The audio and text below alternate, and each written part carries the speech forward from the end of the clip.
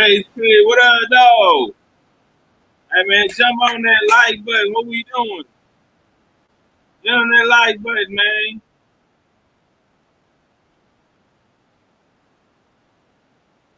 Y'all feeling all right today? Y'all feeling all right today?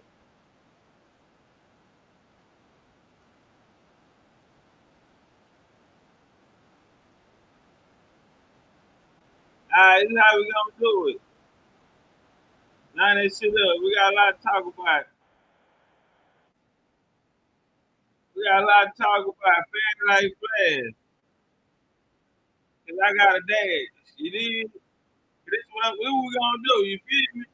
You fuck with me and I'm fucking with you, and this shit getting deep. I don't know what to do. Should I keep this shit play or keep this shit cool? One like the little nigga, go with your move. No cap, I ain't never held bitch. Look at my eyes, I eat it up better than you. Not to mention you get wet as a pool. Put me to sleep and then cook me some food. Her face expression say she thinking too hard, and I can just tell by the vibe. What's wrong? She wanna fuck with me, I'm knowing she scared. She say she don't want no surprise. Me either ain't nobody business. Soon as she see me, them niggas get the bending. Deep stroke, she feel when I'm in it. I don't feel I can't even finish her sentence. Treat it like a pacifier. Put me in your mouth like you teething. I'm digging in and she using the rose. Gonna fuck around and stop breathing. What you want when you hit? Let's go. What you doing tonight? What's up? Wait on you. Wherever we at, we be dropping the low. We telling each other pull up. This shit got serious. This new little situation got me gone. We been at it for a minute. I know it's wrong though. I could just leave her alone. I had to double back. I just might lock it down for life. Put her on super max. She got that super wet. She got that boomerang. That shit make you come back. Accident I take something, ended up hour flat. Lost her mind when I had first put it in from the back. Thought she had an asthma attack. Only been a few hours, but it feel like days. Only been days, but it feel like months. We're gone for a year, only feel like months. Like we fast and do it. Yeah, word, bitch. Like this sounds going what I want. Hope you doing what you want. I hope you doing what you want, cause I am. Can we toast to that? Toast to what? My little bitch look like Cardi, baby. But she don't love me, she too scary. My old bitch hoe look look like Jackie that. Brown. You know what? I wanna know that she too down. Will you be my leading lady? I wanna contract the devil, maybe. In the meantime, It sounds going what I want. it's some me time. Hope you doing what you want. Got the body of a goddess. Got the body of a goddess. But a pecan brown, I see you, girl. Drop it low to the ceiling. She doing the right thing. Yeah. She gon' throw a fit when she find out that money that I threw was counterfeit.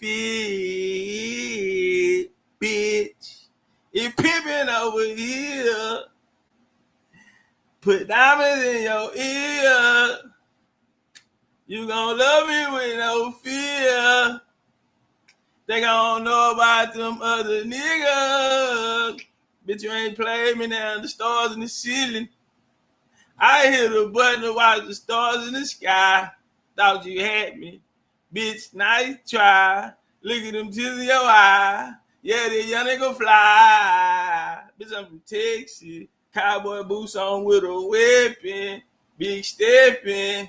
Hopping out of Jaguar. We don't drive no motherfucking Lexus. Who plexing? Bitches used to Texas. She get reckless. Chain necklace, yeah. Bitch, you, bitch. What it do, bitch? Miami, we on the way with the crew, bitch. Bugger ride, I know you smell it.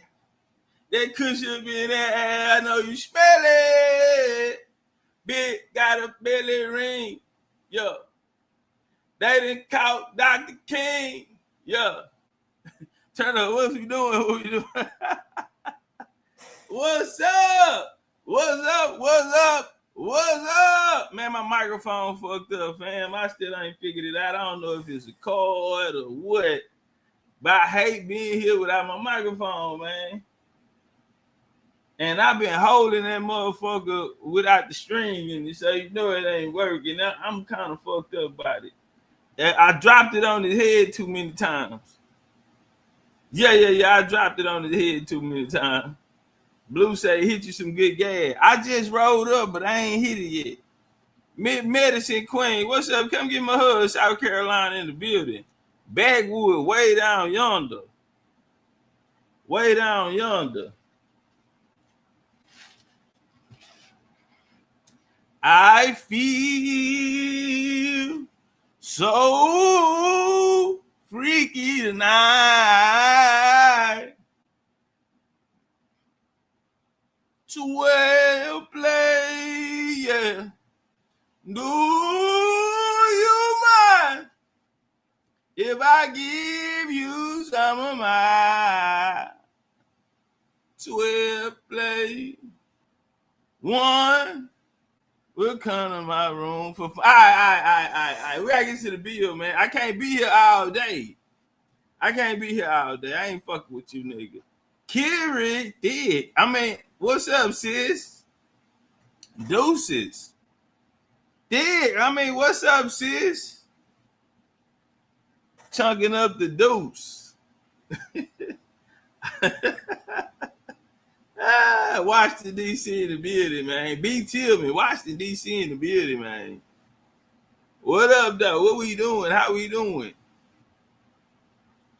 Y'all thug out, man. I didn't come here to do that with y'all today. Shab said it felt like she listens to American Idol. Well, I'm like the weather. You don't know what you gonna get, goddamn it. You don't know what you gonna get. But I tell you what, you could flick through YouTube all you want. You ain't gonna get this. Y'all ready to get started? They say Obama back out. Obama say every nigga should be raised with a punk in the house. God damn it, Obama, just go away.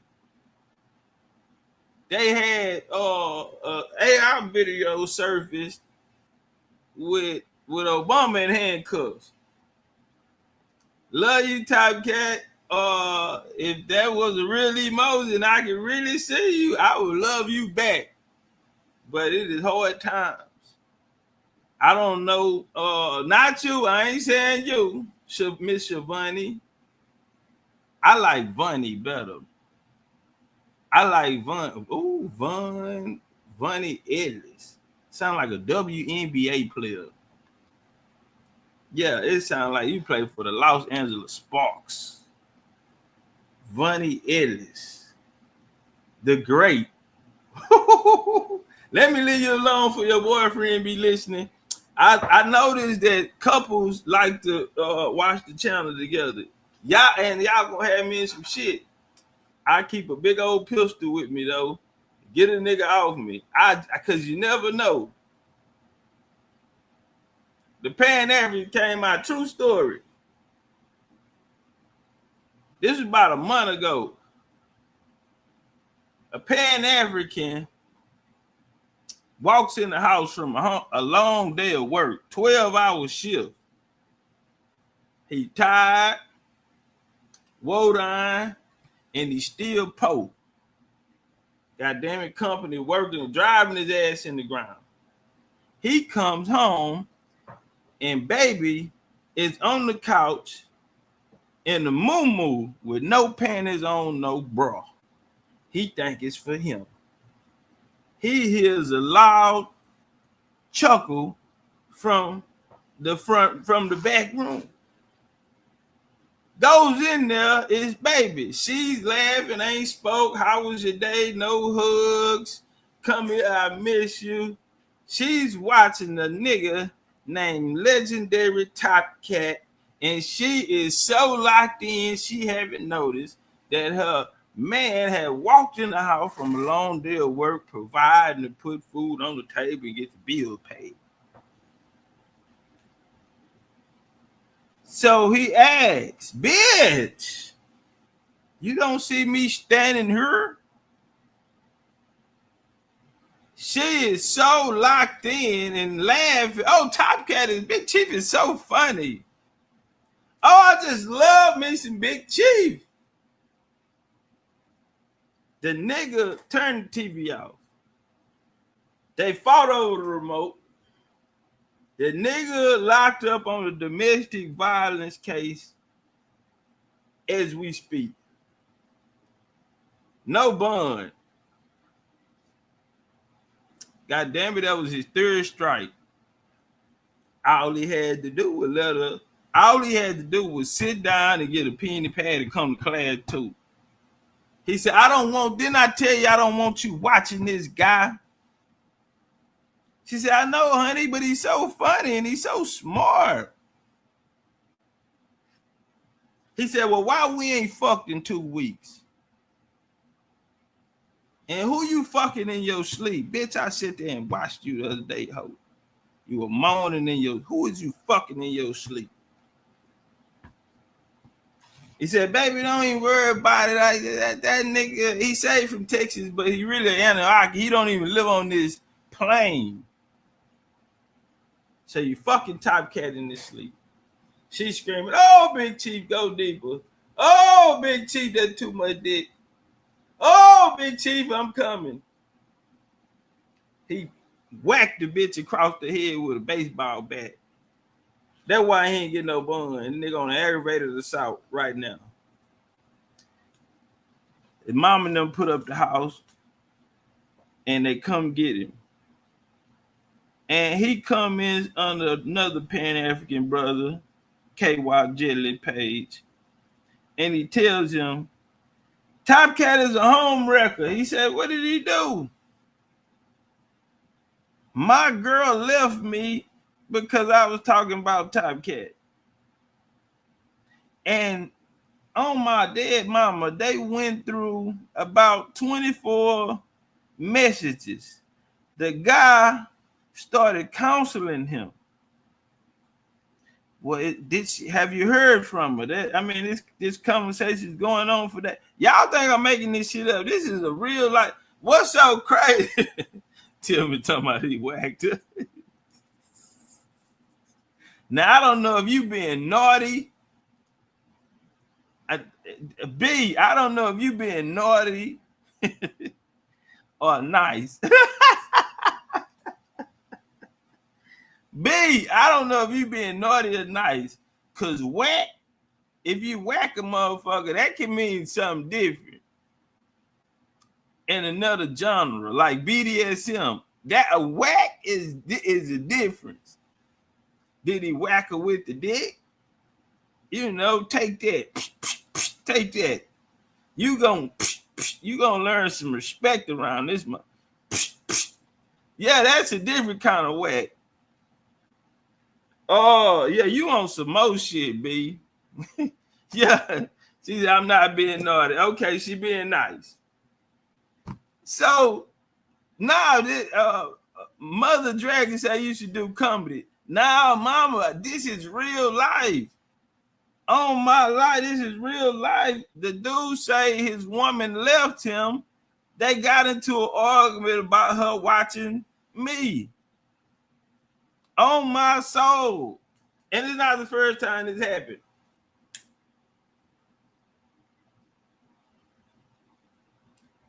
So I would stay away from y'all.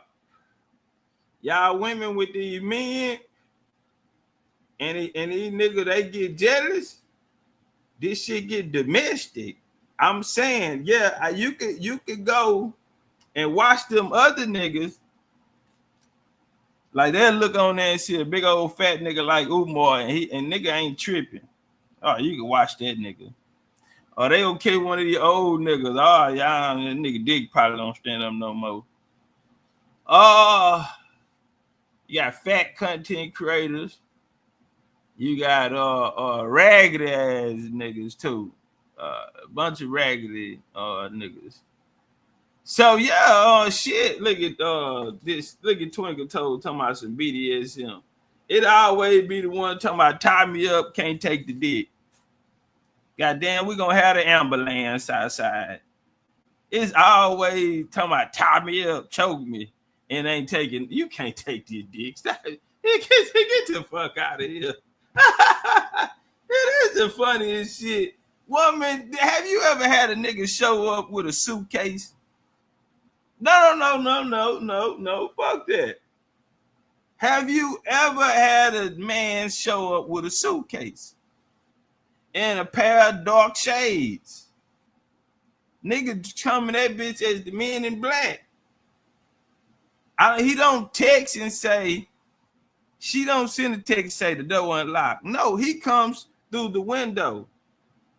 How did you get in here? Yeah, you ain't, and a nigga standing there in all black with a suitcase. You ain't never had that type of work. You ain't never had that type of work. How did you get in here? Nobody's supposed to be here. I tried this love thing for the last time. My heart says no. Nobody's supposed to be here. This nigga then broke in and standing in the hallway, a silhouette of a perfect day, shadows of your smile will always remain. Yeah, that nigga standing there and it's thundering and lightning outside. You ain't never had no work like that. And then the nigga popped the suitcase and he get his tools and his instruments out. He finna fuck over you. You don't want no work like that. Hush your face. Look at you talking about it. No, not yet. Where you got me on that one?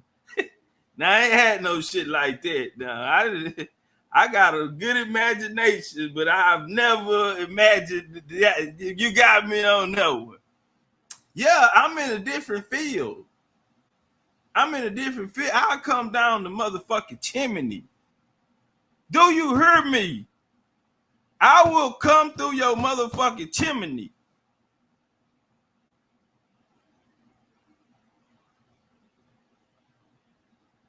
All of those. You okay, baby? Hey, relax. Nigga don't come in with that cheap suitcase. He come in with that motherfucker. You need the code to open that bitch. Yeah, you gotta scroll, nigga, and put the code in that bitch, and then it unlock and it come with an LED light. And he got all his tools in the nigga finna fuck your life up. That nigga finna fuck your life up. You don't want this work with me. I'm gonna tell you like you say. I'm different. I'm built different. I'm an Anunnaki. You don't want this work. Can we get to the show, please? Can we yes? Y'all cool? We get to the show now? Do we have an understanding in this motherfucker? Before I move on, did I make myself clear? Okay? Did I make myself clear? And all you dreadheads, let me tell you something. What y'all call them, your antennas? Okay. Well, that means we're going to get some good reception in this motherfucker. We're going to get some Starlink reception in this mother. Come on with that. I'm looking at you, dreadheads. Keep it up. Yeah, Kiri, you got dreads. Them y'all antennas, huh? That means we gonna get real clear motherfucking service. Where Verizon said, can you hear me? Can you hear me? Can you hear me now? All right, man. All right, bro.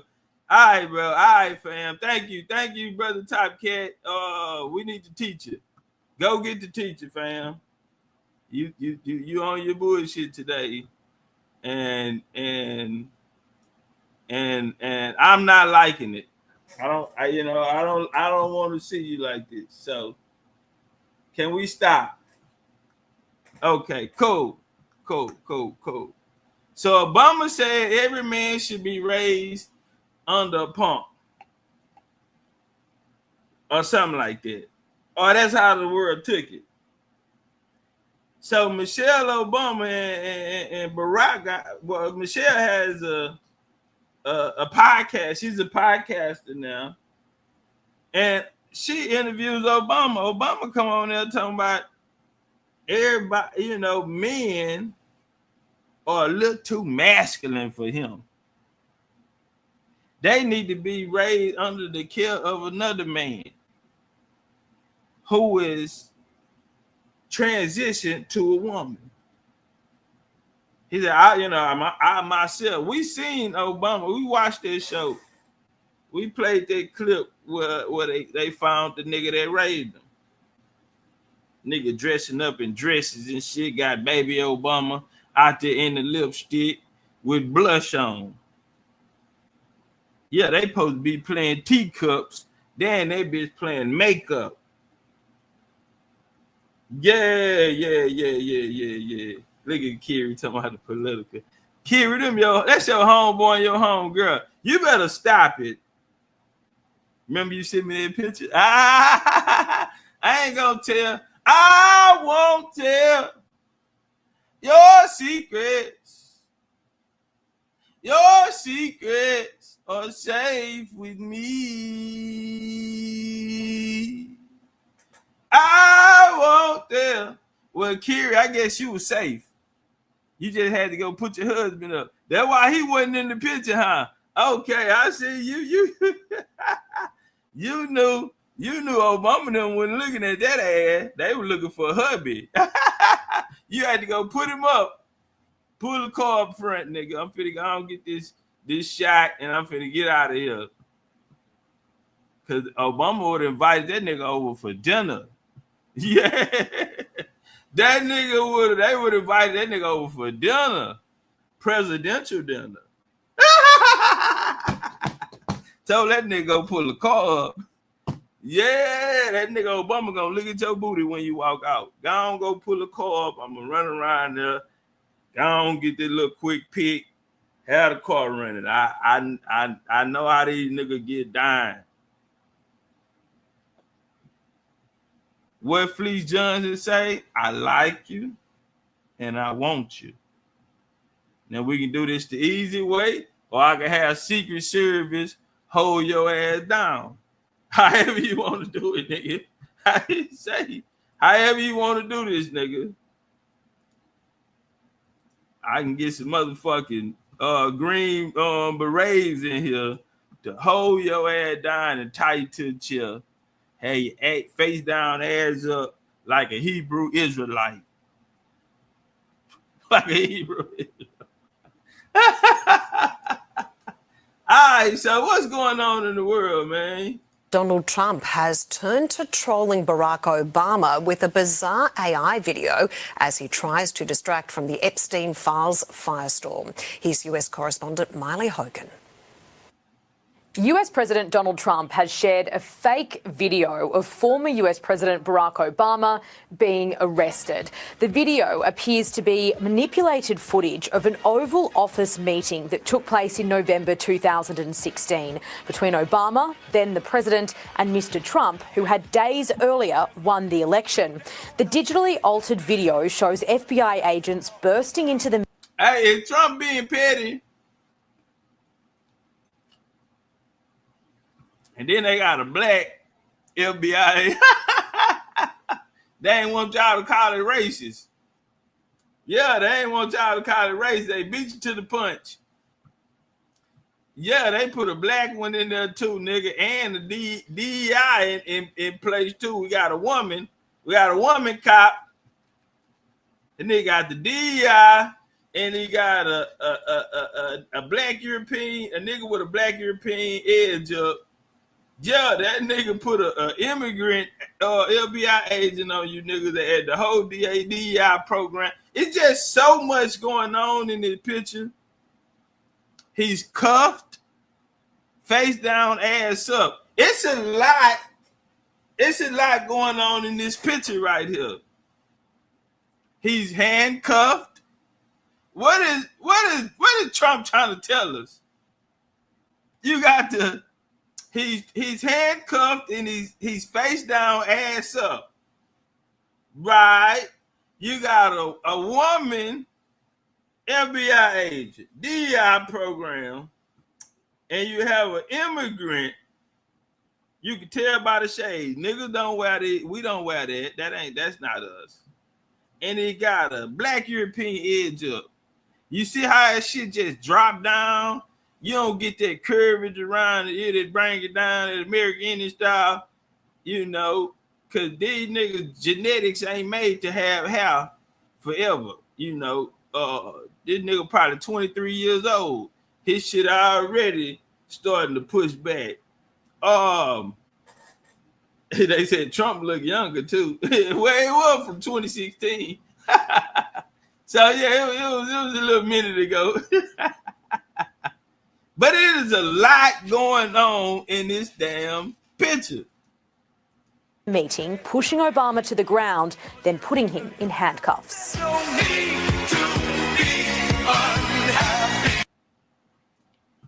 Put it in them cuffs.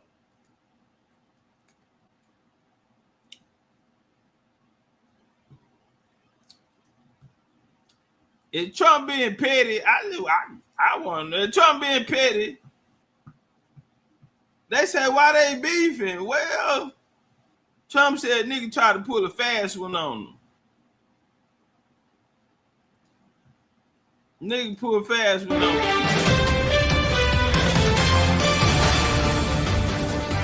Hello, everyone. I'm Katie Pavlich, along with Kevin Cork, Nicole Sapphire, and Tom Shalhoub. And welcome back to the Big Weekend Show. The big story tonight. President Trump is marking his 6th month in office with massive wins. And tonight, his administration is calling for former President Obama to be prosecuted following DNI Tulsi Gabbard's explosive report on the 2016 Russia hoax. We're expecting to get more information next week as whistleblowers come forward. There's no question in my mind that this intelligence community assessment that President Obama ordered be published was manufactured intelligence that sought to achieve President Obama and his team's objective, which was undermining President Trump's presidency. And next week, we will be releasing more detailed information about... Hey, get the likes up. What we doing, family? Get the likes up, man. I just came to try to bring a little sunshine on a cloudy day. And when it's cold outside, I got the month of May.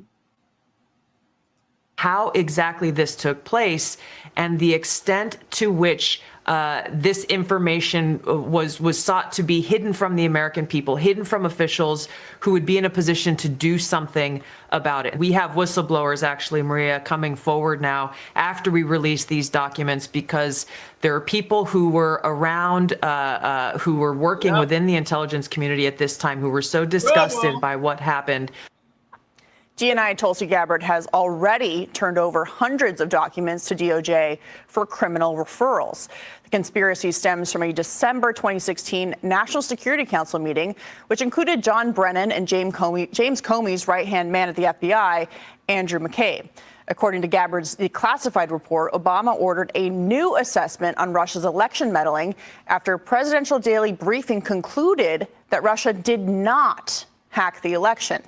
Instead, the Obama-directed assessment was published in January 2017, claiming that Russia interfered in the election to help President Trump.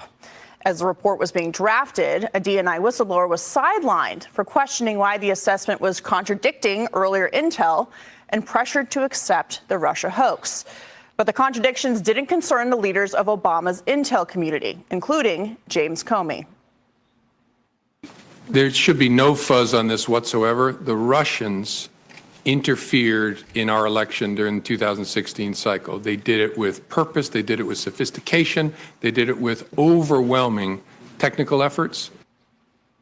And Obama's report was found to have even more problems.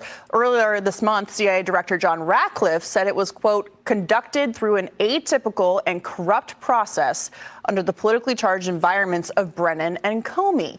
Ratcliffe found the FBI leadership demanded it be included the infamous Steele dossier, a fraudulent document funded by the DNC and Hillary Clinton's campaign. And Brennan agreed, insisting that the dossier be included in the report, despite multiple senior CIA officials opposing its inclusion and one official warning Brennan that it risked, quote, the credibility of the entire paper. Brennan and Comey are already under criminal investigation, and as Gabbard prepares to release additional information, more officials could join them. Wow, Kevin. So lots of news today from Director Gabbard. Yep. Where do you think we go from here? And very interesting that additional whistleblowers may be bringing forth even more information that we haven't seen yet. You know, there's a Latin saying, it's fiat judicia ruat caelum. Basically, let justice be done though the heavens fall. In other words, regardless of the consequences, we have to have justice if this was a criminal enterprise or conspiracy. Will that happen? I think Tom said it yesterday. It's highly doubtful, given that Washington doesn't like to police its own to the highest level.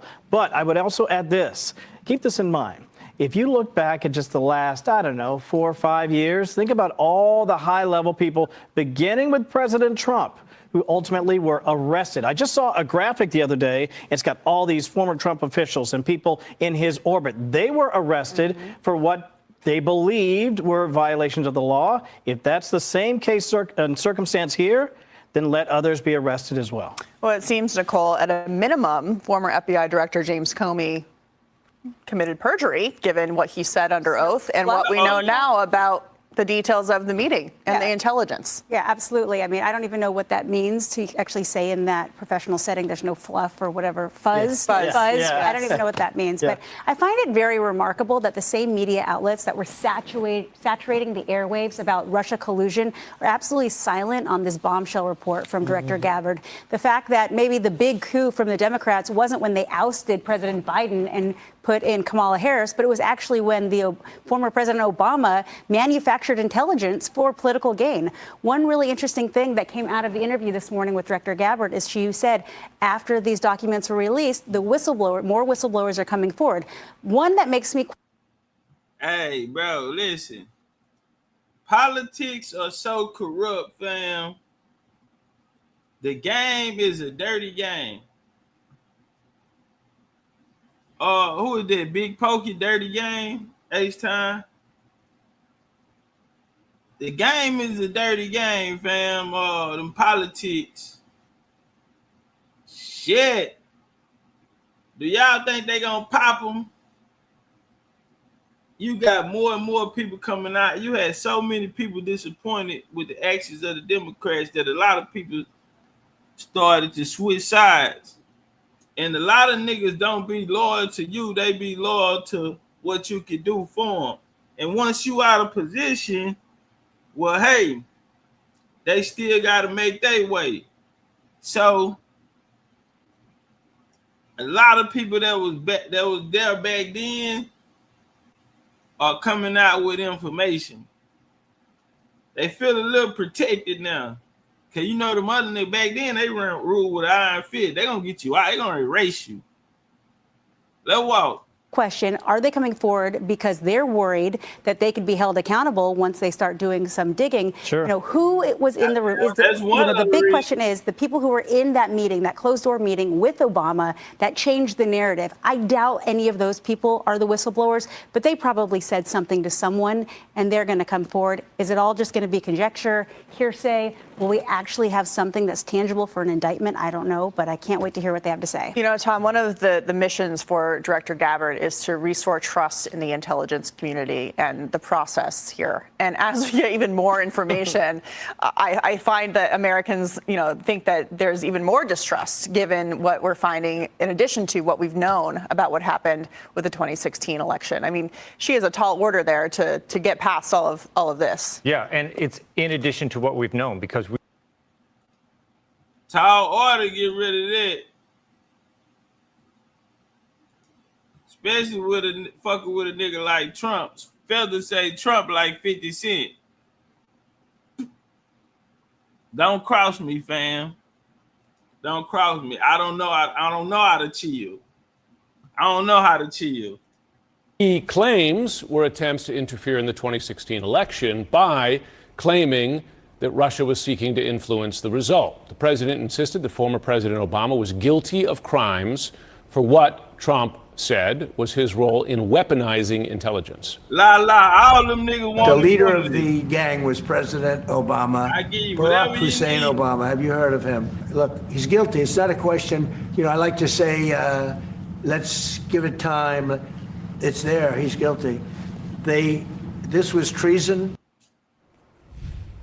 CNN's Kevin Liptak is at the White House for us. Kevin, it's notable this response came during a question about Ghislaine Maxwell, but can you fact check what the president is suggesting here? Yeah, and just to underscore, these are very striking comments from the president. You know, he's accusing Barack Obama of sedition. He said he was seditious. He's accusing him of treason.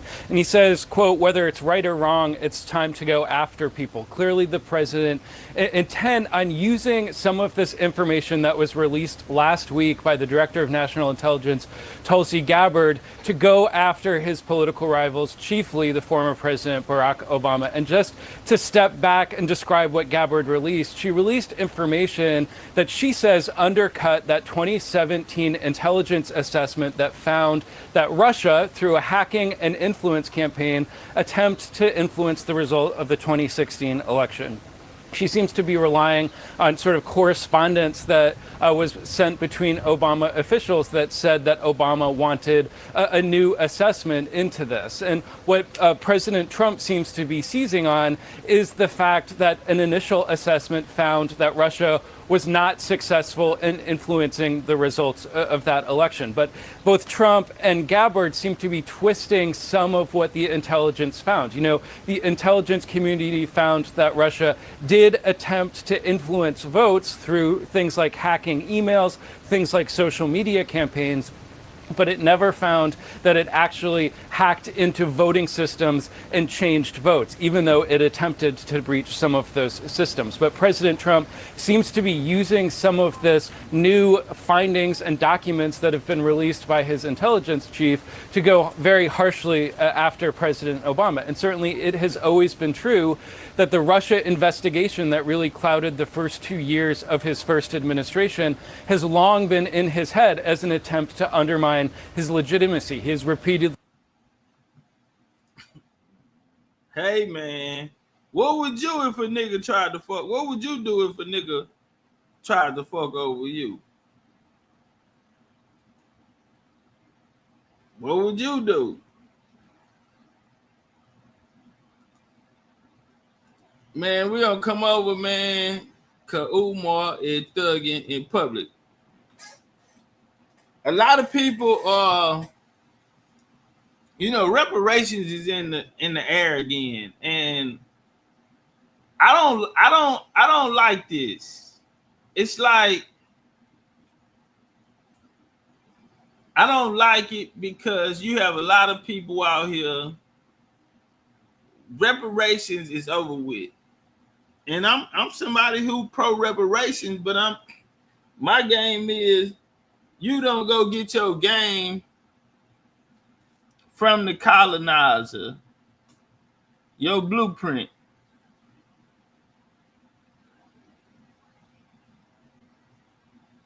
Reparation, the whole time they had the opportunity to get reparations when they voting these Dems in, Obama did an 8-piece on them. And now it's not the people that can come out and say, oh, grassroots bullshit. We ain't heard reparations in about 2 years. Obama, Kamala and them made it very clear, y'all, that they didn't even talk to you niggas once they got in. You ain't hear from them. And now the conversation comes up. And now niggas want to jump into the conversation when it ain't got nothing to do with them. The people who's bringing it up is the African Union, as we see, who are allied with the EU, European Union, who is allied with the Pan-African Parliament and these other sectors that trickle down to talking heads here in the States. A lot of people are on this, hey, we can go back to Africa, make a lot of money, and you know, we can go build it up, and these types of things, these conversations, right? And so the niggas who coming from this side to my reparations, your voice isn't being heard, and the shit y'all saying ain't being respected. First off, you have improper representation. This is a pay-to-play game. This is not a go ask and beg for some shit game. Y'all have no one on the inside. So you ain't got nobody to go talk to who need to be talked to. But the AU do. And so this reparation conversation, you know, FBA niggas and ADOS and other reparation organizations, they dick done got hard and the pussy done got wet. And they not gonna get the fuck. You ain't gonna get the fuck. Umar, he shares his thoughts. Shout out to this guy. I check him out. 60 Mil TV. Night with a Negro who tells black men they should date black women with white mothers, or brags about how much they want to sex up a white girl. If you're telling me that they have something good that I need to unite with, then I'm going to have to question your sanity, brother. I am not the only person who should have an institution. I'm one of the last ones on the international circuit, and I'm the first one to an institution of those of us under 50 years old. That's not acceptable, bro. There was no Caribbean slave trade, American slave trade, British slave trade. It was one slave trade. Huh?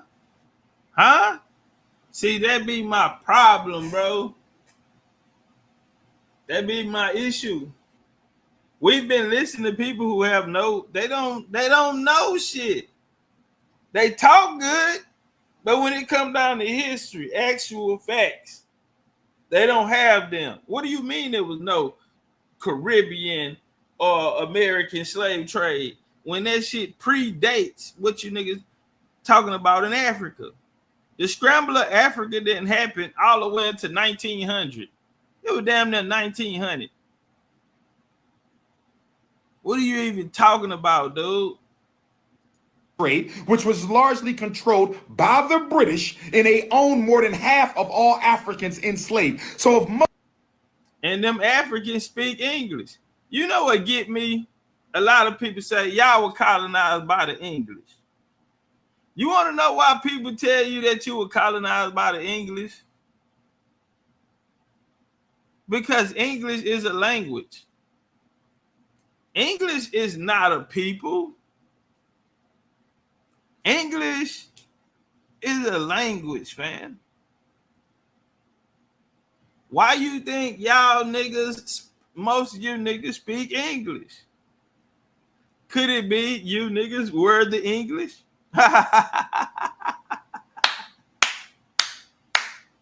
Oh, don't give them too much, Topcatz, because you making too much sense.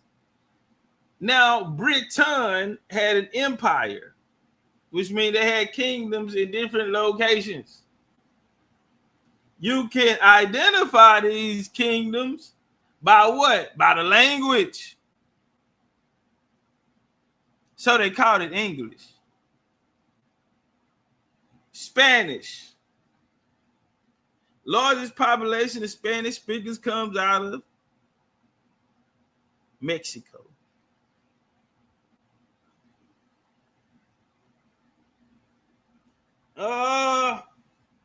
France. Largest speaking French is the Congo. They speak more French than niggas in France. And it's a Creole. Same as Haiti. Same as over here, America, Cuba, bounce up, shit like this, tight shit like this. So you've been bamboozled, had hoodwinked, Dutch, shit like this. That's language. That's a language, fam. Not a people. Oh, we gonna work. Don't worry about it. We gonna work. Fatima said, clock it. Oh, we gonna work. We gonna work. Most of us was under one We gonna slave get an understanding around this bitch. Owner. If most of us was under one slave owner, why in the hell do we want to separate from other victims of the same slavery? I'll tell you why. Because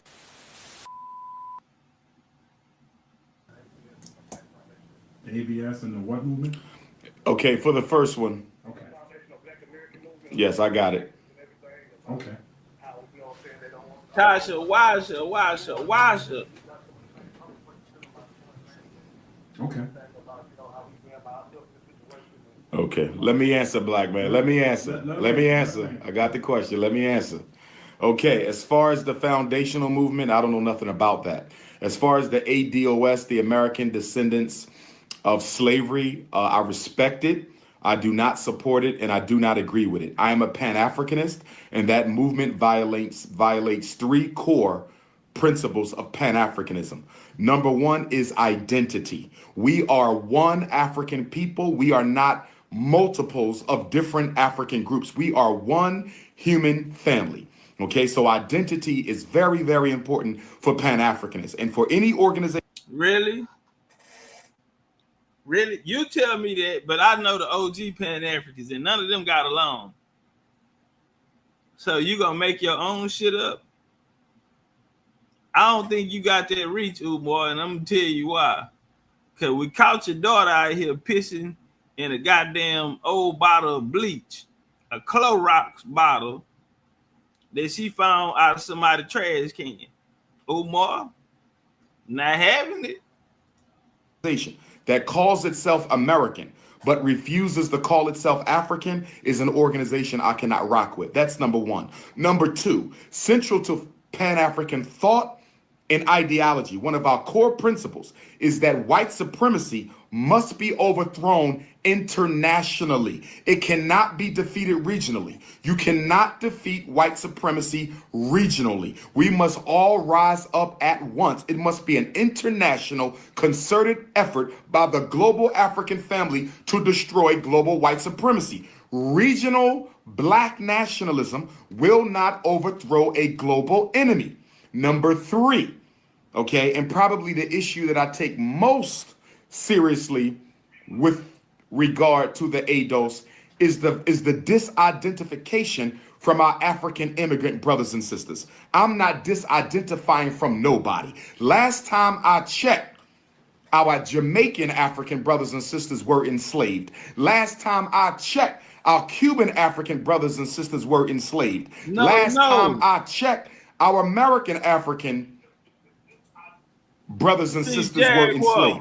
We were all enslaved together. We were all brought from Africa together. Why am I going to disidentify from my Jamaican brothers and sisters, my Cuban brothers and sisters, my black British brothers and sisters, my African brothers and sisters, when we are all being victimized by the exact same oppressor? The Jamaicans were enslaved by the British. The African Americans were enslaved by the British, except for the last 90 years. So why are we separating when we were both enslaved by the same power? So let me get this right. That don't even make sense. That's not a good enough reason. I just left Jamaica, fam. While we passing by, homie like, hey, look, that's the military. So I'm thinking military pop in my head. Let me put the camera down. He like, no, record that bitch ass nigga. Well, he didn't say nigga. He said, record that bitch ass motherfucker. And he pulled over and stopped. It was only one guy on the post, and he was sitting in the chair, and he made him like a little tent with tarp over it. And he pulled to the side. Nah, fuck that. Record that motherfucker. Then we pull up, hit the corner. I got another scene where it's like 5 cops standing out there. All of them niggas. 2 of them youngsters. You can tell they in like their 20s.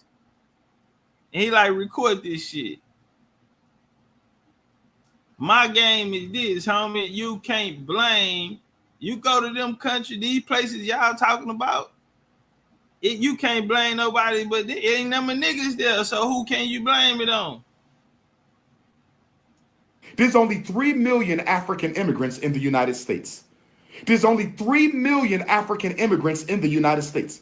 We're going to start a fight with them, but we're not going to start a fight with the LBGT who has stolen everything that black people have fought for. We're not going to start a fight with the Mexicans who have stolen everything black people have fought for. We're not going to start a fight with the feminists who have stolen everything black people have fought for.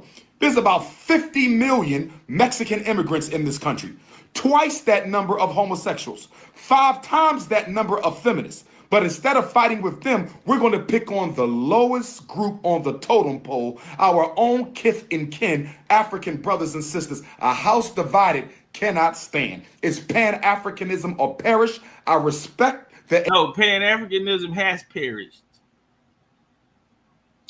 And Umar, I just checked and updated, and they say they have removed you off your post. They don't even claim you no more, fam. You've been acting a motherfucking fool in these streets. Umar, you've been in these streets. And the Pan-Africans have denounced your ass. They say they not fucking with Umar. Umar on the ban list. Council culture. Umar, they say you counsel, fam. What you done? ADOS movement, but I cannot support it. All right, okay, let's go to the next caller. We got a caller that's calling in from Los. Yes, sir. Yes, sir. Yes, sir. Oh, okay. Good question, my brother. By the way, good question. Okay. I always say that the more we become sincere in the struggle, the less ideology will matter. If you are an integrationist and I'm a Pan-Africanist, someone else is a socialist, someone else is a religious nationalist, even though we differ, if we are all serious about the liberation of African people, we will be able to work together across ideological lines. So I'm saying that to say that if there's a brother or sister who is sincere about African liberation, I can work with them across ideological lines. And I do work with brothers and sisters all the time across ideological lines. That's not a problem. My problem, though, is a lot of you assume that just because somebody talks black talk, just because somebody has a YouTube platform, just because somebody hustles cultural merchandise, that they are serious about the liberation struggle. You mentioned 2 words. You said leaders and speakers. Since when does a speaker become a leader? And if you're expecting... When Umar Johnson came out, Umar, you cannot say you're a leader, fam. Umar, if you're a leader, you're not a leader, Umar. What the fuck you leading? You can't even get shit done. A leader get shit done. You didn't waste it. Man, one of the realest things, shout out to my H-Time partner, man. Southside still holding. He said, man, I wanted my son to go to Umar school, so I donated. He said, Chief, my son now has a son. And the school still ain't open. You ain't no motherfucking leader, nigga. Leaders get shit done. A leader ain't finna go on every motherfucking podcast and beg and beg and beg. Nigga, after a year and a half, you see that people ain't finna put down or put out or help you out. Well, nigga, a leader gonna figure out a way. I'm not finna, I ain't asking niggas from shit. I'm just finna go make it happen. Especially when this is your idea, this your play. So you go put it together. And it took you too long. That's bad leadership, nigga. Bad leadership, homie. Dr. Umar Johnson to unite with a Negro who tells black men they should date black women with white mothers, or tell us it's okay to date interracially, or makes fun about the skin tone of certain Africans, or brags about how much they want to sex up a white girl, if you're telling me that they have something good that I need to unite with, then I'm going to have to question your sanity, brother, because I don't get down like that. And I think we need to raise our political IQ, because we have this mindset that says everybody with a YouTube page. Hey, hold on. Let me say this here, man. We got a lot of FBA brothers in the building. Shout out to y'all. Y'all want to come on the panel? I really want to holler at y'all. No disrespect to y'all. The only person that I feel like is a real FBA is Tariq Nasheed, and that's because he's the one who created it. I'm going to keep it gangster. Now, you was created by your mama and daddy.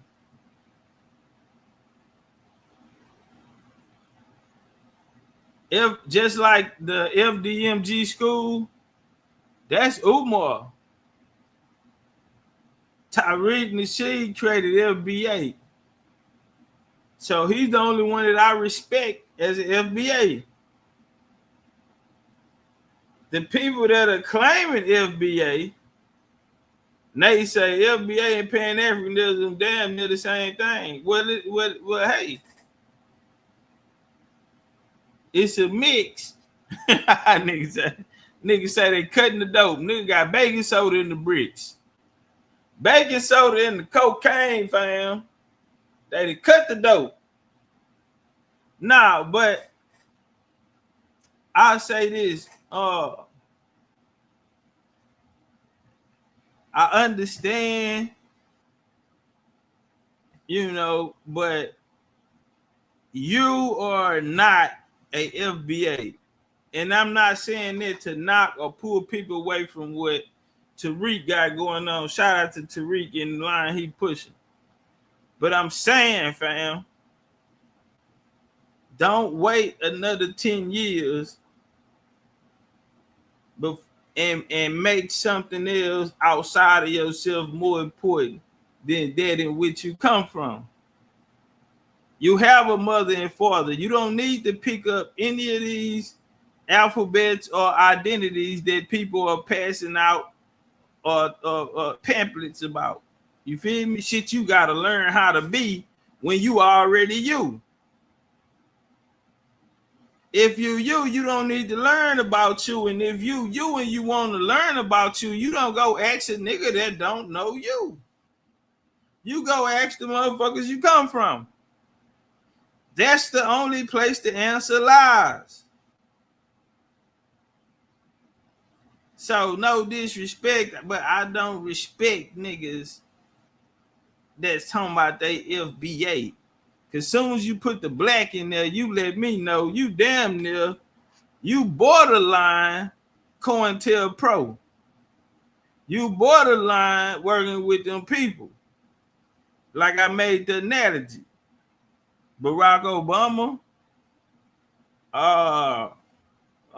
Henry Louis Gates, Al Sharpton, Jesse, all these niggas, man.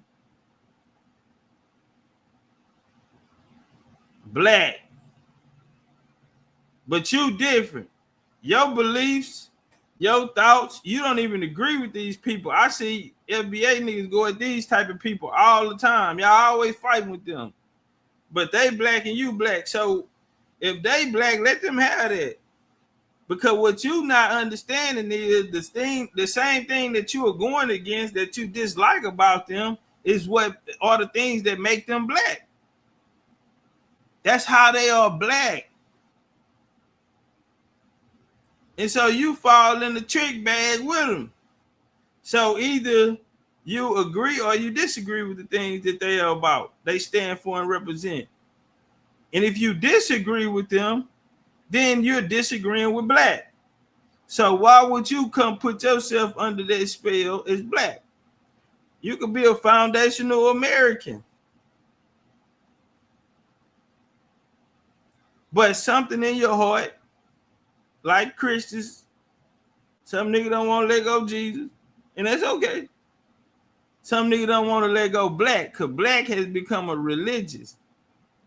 You know how you can't debate with a religious person? You can't debate with a black person. Because it's not just an ideology. It's not just a thought. It's a religion. And you fighting with other people. Oh, they coons, they this and that. Well, nigga, that's what black is. Black is meant to be a coon. Black is meant to work with political entities to hold down a body of people. It is a political ideology. It's tied to it. They can hang a nigga today, and that's all black niggas gonna talk about. FBA niggas and this and that. That's all they gonna talk about. It's a victim story. While you have black Supreme Court judges and black politicians who've never experienced the things that you have experienced in life. So if your experiences are not the same, they come from rich bloodlines, so private schools, Ivy League schools, nigga born with silver spoon, and you got a whole different reality. But you turn around and say you're black. How can y'all both be black when y'all live in two different realities? So I think that our people are gonna have to see the bigger picture and understand what they really looking at with this black shit. The things you hate about them niggas you call coon are the things that make them black. But you're black. So that means all them things that you hate about them are in you or within you. Because those are the things that are governing, that are programming this mindset you have. And that's why you have hate in your heart for other people that you never met.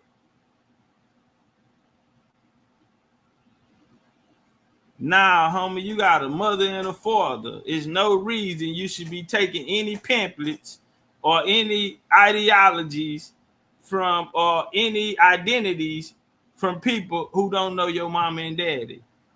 If you want to know who you are, go ask your mama and daddy. Cause they had your ass.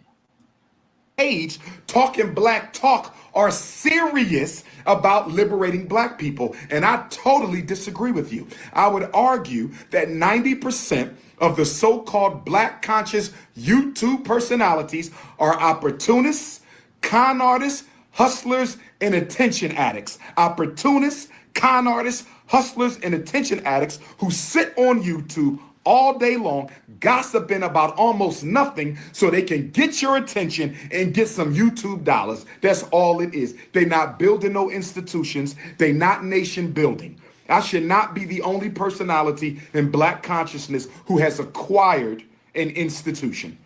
I am not the only. Shout out to the homie TY. TY say, I'm FBA because my lineage is from the soil. Let me say this. Man, hey, come on the panel, TY. Hey, shout out to the FBA fam in the building, man. Y'all want to pull up, man, and we can chop it up and get a better understanding. I know y'all don't like, you know, I know y'all got more to say than, you know what I'm saying? It's too much to type. It's too much to type. I feel you. So, man, I'll drop the link, man, for y'all brothers to come up and we can build on it. Especially, you know, like what TY just said, you know, boom, let me bounce off.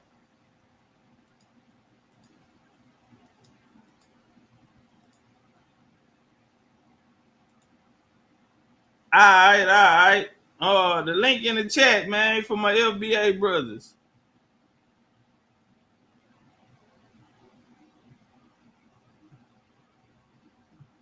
Yeah, Umar mad at FBA ADOS because it's hurting his pockets. A lot of people are not supporting Pan-Africanism right now, and it hurt Umar. him not opening the school is hurting him. And so he needs somebody to blame. So he want to blame it on FBA and reparationists. But it's his own doing.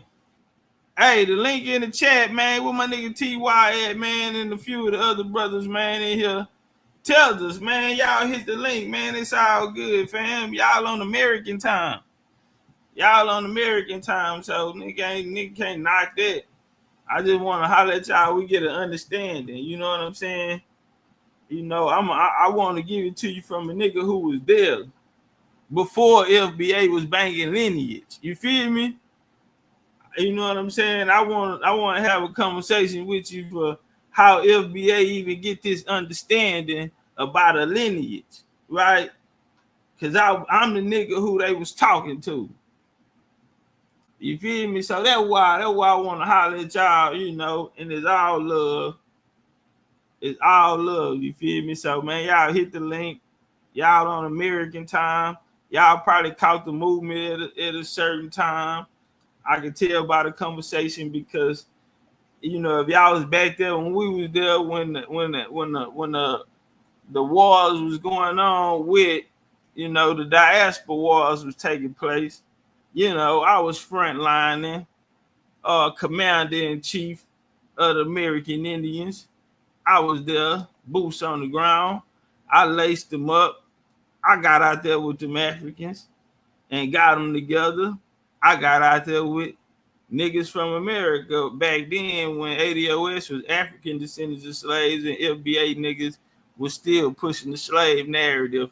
I'm the nigga who helped them get that understanding on how important America was, and the only way that they was gonna win the diaspora war was if they brought their ass back home. And not just come home and be here, but come home and know where you are in the story. So we say genealogy. Since they went against us, they changed the term to lineage. But see, ADOS will tell you, well, we've been using the word lineage. But see, when I met ADOS, and I'm talking about top niggas in ADOS, they got respect for me. He said, there's no diaspora war. Not today. But if you was around back in the game, you was around 2021, 2022, 2023. If you was around 2021 when it was really jumping, 2022 when it was really popping, nigga, you better have it on you. It ain't no diaspora war today because the politics changed. They was pushing hard because they felt like the Dems was going to do something for them, give them reparations. And after 2 years, and they was ignored, we didn't see Kamala until she was running for president. I'm saying from somebody who was right there, commander-in-chief, all of the intel. I got all of the tapes. Like I was really there, nigga. Tariq was right there, nigga, sitting across the table. It was no such thing as an FBA. FBA didn't have no lineage. ADOS didn't have no lineage. They were told they couldn't go past 1870. All they had in their mind was that they were a slave. I took my time out. Fuck it, line it up. And started doing a genealogy form for free. For free. On the spot. So when I walked in the room with the Africans, they gonna dab Big Chief up. We had our battles, and I won all of them. But when they fought with them FBA niggas, they helped bring them FBA niggas home. See, people don't understand FBA couldn't be ADOS. They couldn't pop it because at the time they were descendants of African slaves. So boom, I catch a nigga in the room Hey, homie, what set that was? I'm Yoruba. So I'm good with the Africans. So I get the Yoruba niggas in the room. Say, look out, homie, where you from? Boom, I'm from here. What tribe you from? I'm Yoruba. Well, damn, I got a Yoruba nigga right here. Y'all gonna get in the paint. And that American DNA test Yoruba, they couldn't fuck with them Africans from the land. So it got so bad that they didn't even want to claim it. So in 2021, I started telling people from the American paradigm, hey fam, get the house in order, because a lot of people finna be coming back. Why you say that, Chief? Well, they can't get into Africa. They fighting us, telling us we not Indians or we not from America, or we from Africa that came on slave ships. That's the ADOS and FBA I remember. That's the one I got the tapes on. So I told everybody to get the house in order because we finna get a lot of company. And niggas didn't get it. FBA just characterized our lineage, that's it. But since when? That's recent. That's not in FBA origins. FBA origins was not to characterize no lineage, not their origins. No, of course not. Their origins, they were saying they're descendants of Africa. I'm saying when they sat down at the table with me and I got them to understand that America, they used the word lineage, but they didn't even know who their second or third great grandma was. So I gave them the blueprint. I don't get mad at them because it's times I came out and told the Indians, say fam, you got FBA and Freedmen niggas got more genealogy than Indians and Aboriginals. Hold on, we got the brother T.Y. up here. Let the people know where you calling from. T.Y. from Jersey. Jersey in the building. Damn, I just left Jersey. I was in Jersey last weekend. Yeah, I'm currently in Delaware though. Okay. What you got for us? Now I'm just telling you, conceptually speaking, you know what they call FBA. I don't wear it on my sleeve, but since my family's from the lineage, from the soil, grandparents, great grandparents, so by concept, you know, I'm FBA, but I don't wear it on my sleeve, but I get the idea. So that's basically where I'm coming from. Basically, it's not a lineage, it's an idea. Based off of the logic that how you just broke it down to me. So basically, it's not truly a lineage, it's really an ideology or idea, right? You said it's an idea. Yeah, it's an idea. Everything starts from an idea at some point. Not your lineage though. Not who you are, who you come from. Your mother, your father, your grandmother, your great grandmother, great grandfathers. Those are the ones who connect you to this soil. Mm. They're not ideal. They're a real bloodline. You were here because they were here. That's what connects you to this land. That's what gives you your birthright. That's what make you can poke your chest out and say, nigga, this is my land. Not an ideology, a recent ideology. And that's taking nothing from Tariq because, you know, that's his idea. That's how he, you know, his message. That's how he was able to express his message. But in truth, it's an ideology. It's an identity and an ideology for people who don't have a information on their identity. Yeah, I see what you're saying. I see what you're saying with that. Bro, Sanchez say the lineage aspect of FBA is just saying that our bloodline trace back here. Hey, Sanchez, pop up on the panel if you got time. I'm gonna drop the link back down there for Sanchez. Tell us, pull up. He said, wrong, we know who we are. Who is we? Because he said, not an ideology. That's okay. Well, then let's pull out a census record and see what do we see FBA. Our people was never classified as FBA here on no census. That's not a tribe or a nation of people here called FBA. That is a. But from what I understand, that's just to specify, like to make a to delineate, right? So even the only reason why you got to say the foundational is to delineate. There's no other reason. From what I understand.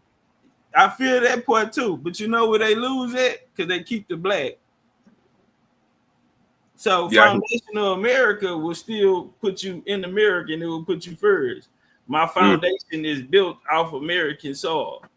The black is gonna tie you to the Caribbean and to Africa, and to this third world coalition that they created in 1967 that we were a part of. I played the clip of Judge Joe Brown telling us how they created it. Nation of Islam and all the other niggas that was in the room made a third world coalition with niggas from Ghana, Nigeria, West Indies, Caribbean islands, and Pan-African thought over here. So nobody in your where you from, brother? I'm from Texas. So nobody in your family ever claimed black?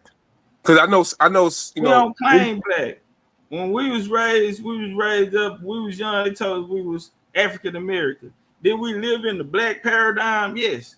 Because I grew up in the gang era. We grew up in the cocaine, the menace to society, boys in the hood, the genocide, the crack era, 3 strike rules, all this crime, all this shit here. Yeah, so yeah, I had the black experience, but my bloodline is not black. Nah, we know exactly who our bloodline is. So you're my bad. What'd you say?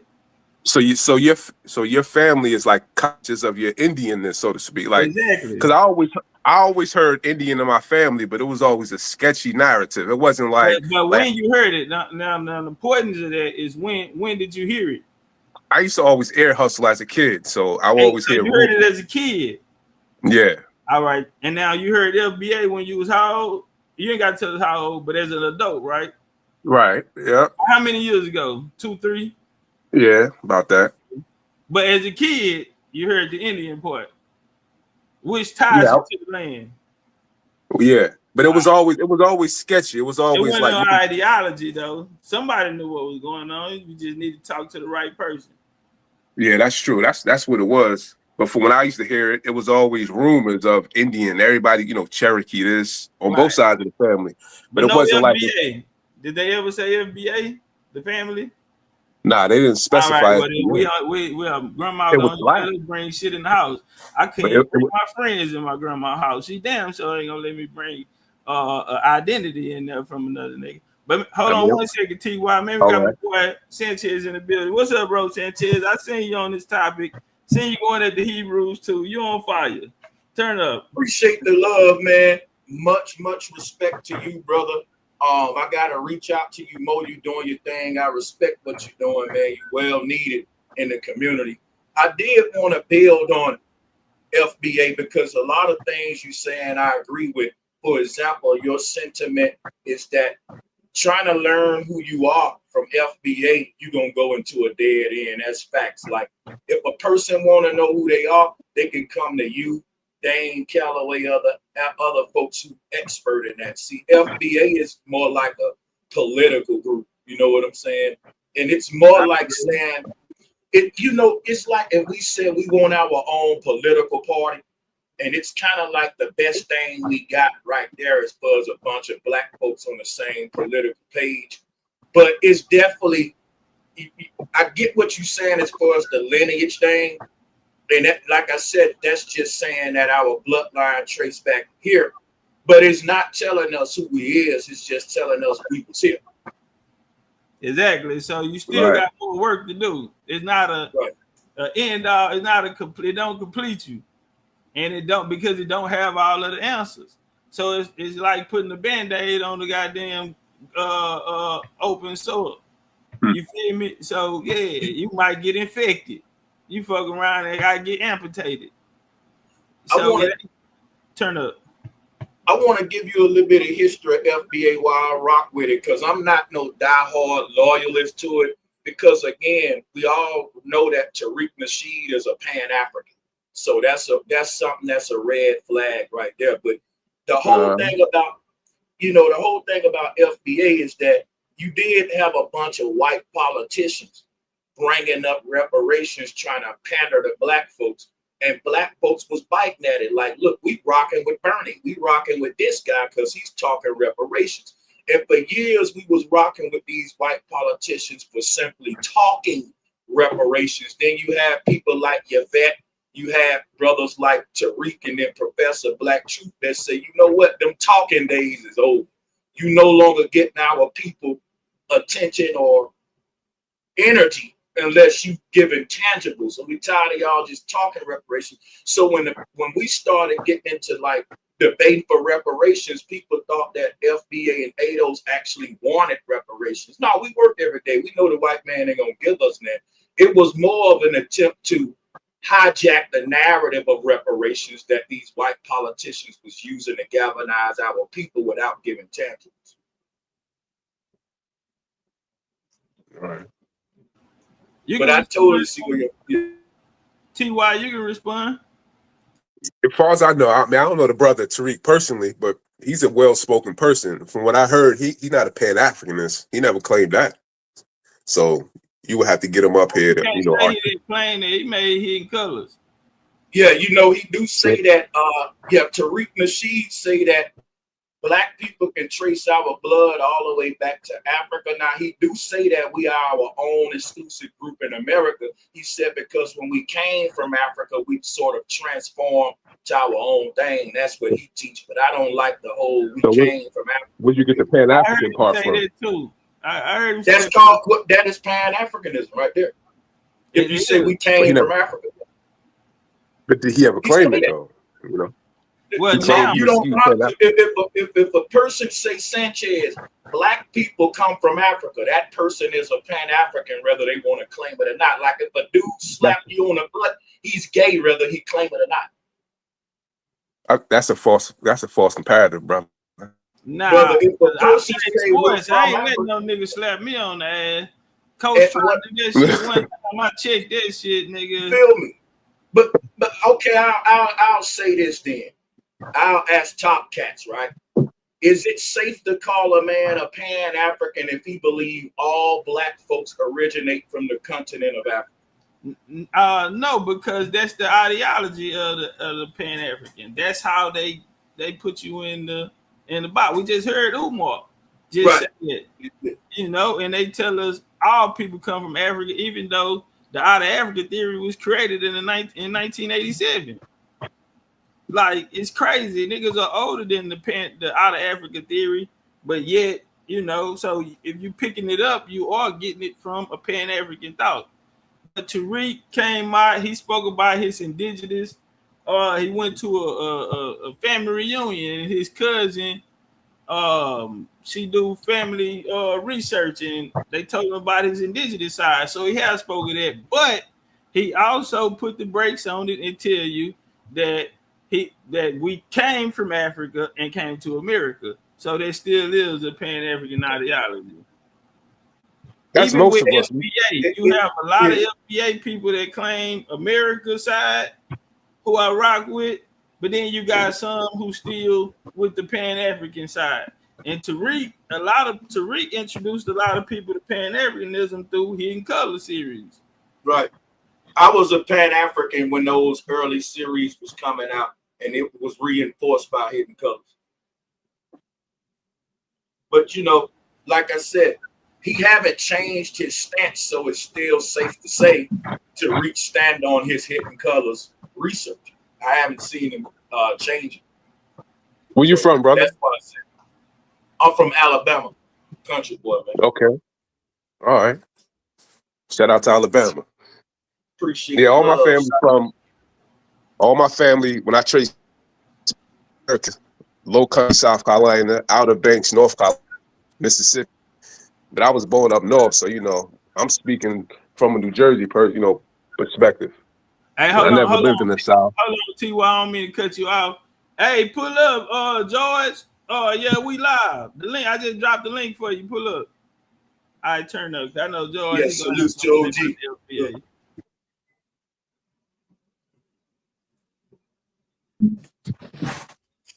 right, we're gonna get Al in here. Al, I'm get you in here before we get Mike.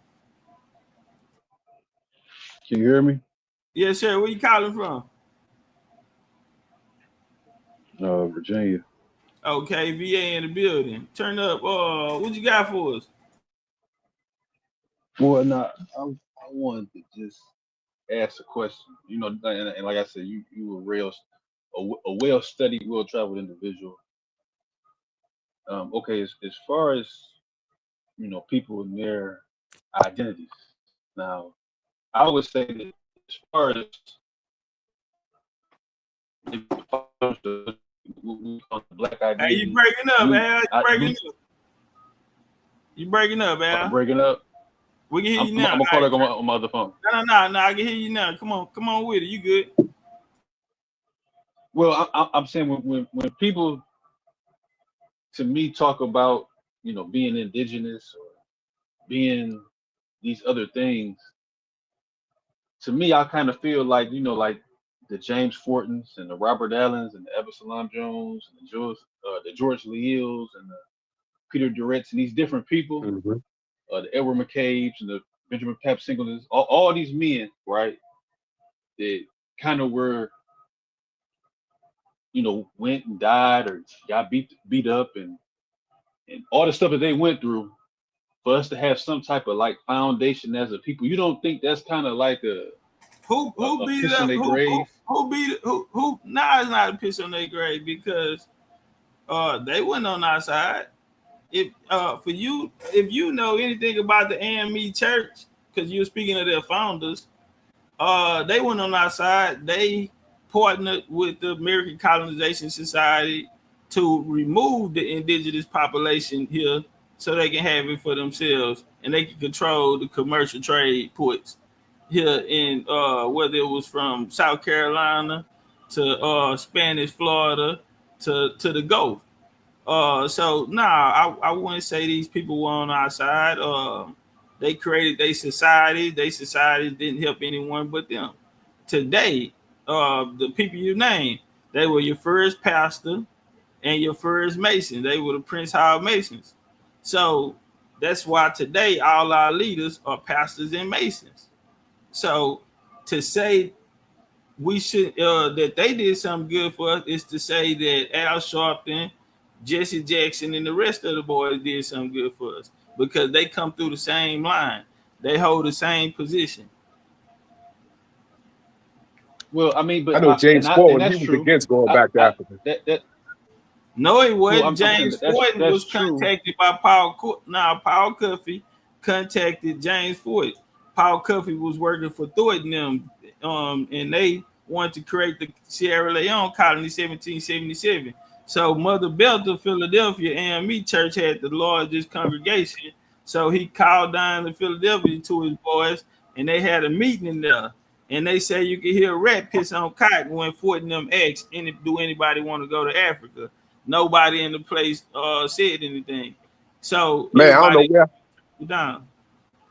I don't know why I read that James Fortin was opposed to the idea of going to Africa. Nah, he was with it.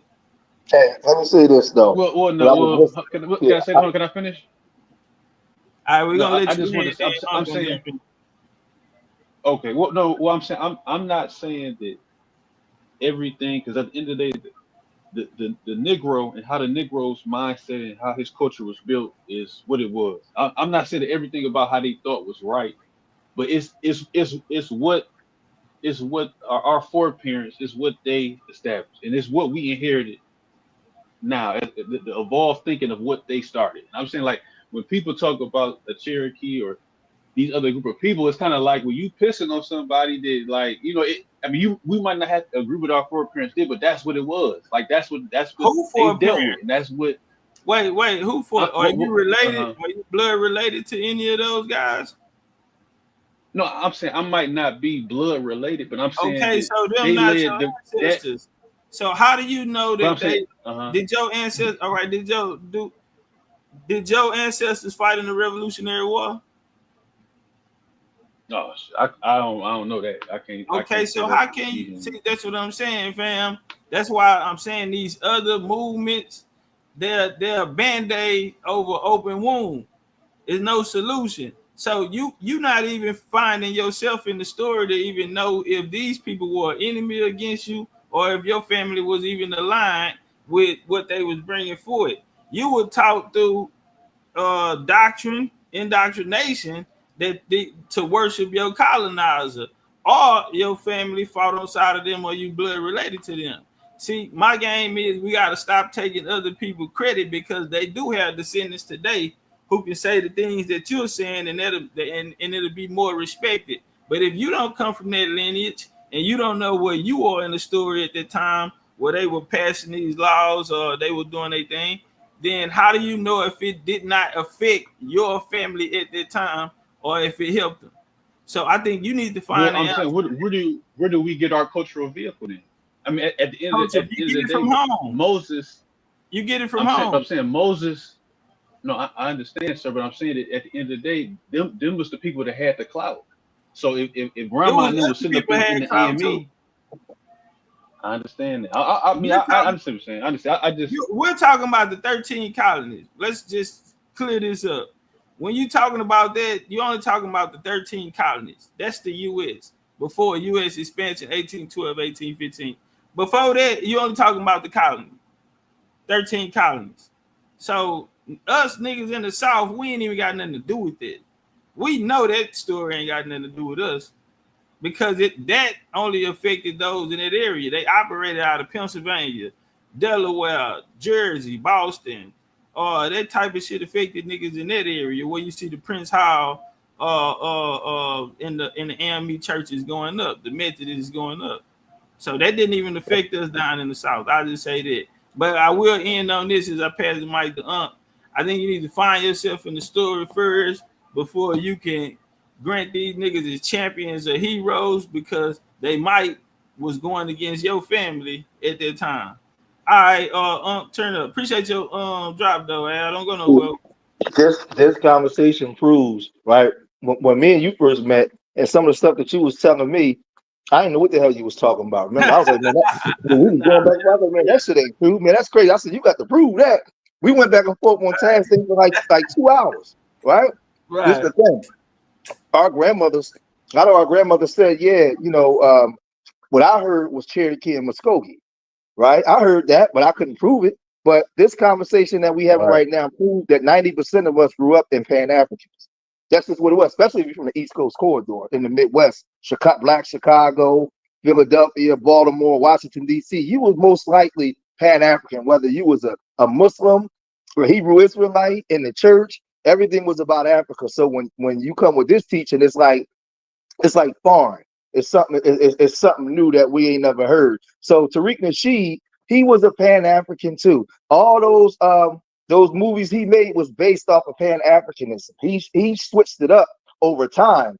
But when he first came in, all that was Pan-African because he had all the Pan-African teachers on there teaching the people because he wouldn't have been able to sell it. The biggest Pan-African teacher. Yeah, he wouldn't have been able to sell it. He wouldn't have been able to sell the product if it wasn't Pan-African because he was catering to Black American people where most of them are Pan-African up until now. So he was Pan-African. The majority of us was. Now some people starting to get more information and they starting to switch, right? And all of us are listening more because, like I said, I was told by my grandparents, but they never gave me the information to actually look it up until I start seeing you, Dan Conaway, and other people start putting stuff out there like that. But for the most part, when we went to school, we was given a full indoctrination on Pan-Africanism, and that's a fact. Mm-hmm. Now, I would say this about Tariq before I pass the mic back to Sanchez. Tariq, I remember when he found his genealogy coming out of the Carolinas. He was so happy about it. Even when he came back and he even named some tribes that his cousin told him about. And I remember James Smiles reached out to him because Tariq was going against the Pan-Africans. And that was hurting James Smiles and all of the other Pan-Africans or people that were on the hidden colors. And so they sent OG out of him. You know what I'm saying? But Tariq didn't turn down. So I got to give him credit for that because, like you said, he switched And a lot of the people that maybe were indoctrinated by Hidden Colors, he kind of helped them switch because they were the ones following his message. And as he transitioned, they transitioned.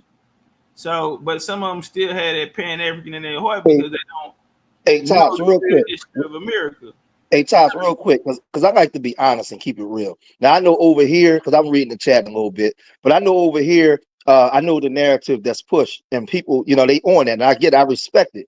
But I'm not like I don't like when we lie, right? Everybody, if you go back in the 90s when we was growing up, 90% of the people in our communities, even in our households, wasn't on that Indian stuff. Like, let's stop lying, right? Now we might have had people that was doing it, but most of that stuff was foreign to us. Hold on, I say the South was different. Yeah, now that's what I'm saying. I got family all in the South, but the Bible Belt, most of them was in the church, and they had a picture of Dr. King and stuff. Now you have households where people were, that's right. But if we gonna be honest, especially in my era, man, it was Dr. King and John F. Kennedy on that damn wall, and they had the red, black, and green medallions in the fists. That's just what it was. Now in certain households, yes, they was pushing the Indian narrative, but if we gonna be honest, that wasn't something that was readily pushed to us. That's why a lot of us today is gravitating towards it, because we starting to find ourselves in a story. Now that's a fact. You did have that, even paint a black Jesus that like they seen on Good Times and shit. You know, you had a white one in there. You know, but a lot of the culture was still there, but the programming in the mind, yeah, a lot of people did go to Africa because. Yo, Top, I got a question for you. What's up? Yo, so your family, you always knew that you was of a certain Native American tribe or Indian tribe, or is that something you had to learn? Was that something that was always taught and passed down to you? No, sir. Yeah, this was so. We had land in our family since 1837, and you can go through my stories on here, and I'll show you. So Okay. yeah, we were a prominent family. We had plantations and all of this shit. That's how I know about the black slave, because my grandfather was a slave master on the slave schedule, but his wife was his only slave. So that helped me to understand the rules and what slavery really looked like. But to Was say he Indian? that, Was he Indian? yes, he was a Cherokee. So this is what I'm saying. So since we were young, we would go to the country. You know, anybody die, we got to go to the country, because I'm second generation city. So we got to drive to the country. Mosquitoes, high grass, all that type of shit, cotton field, across there. That's just how we come up. Nigga, you still got the outhouse where you got to go to the pistol, nigga, and pull the string to flush. That type of shit. But since back then, we knew they would tell us that, that we were Cherokee. Now, on my dad's side, my family was actually chiefs of the tribe in East Texas in the first in 1855, the first reservation down here, and we still have the land down in the area today.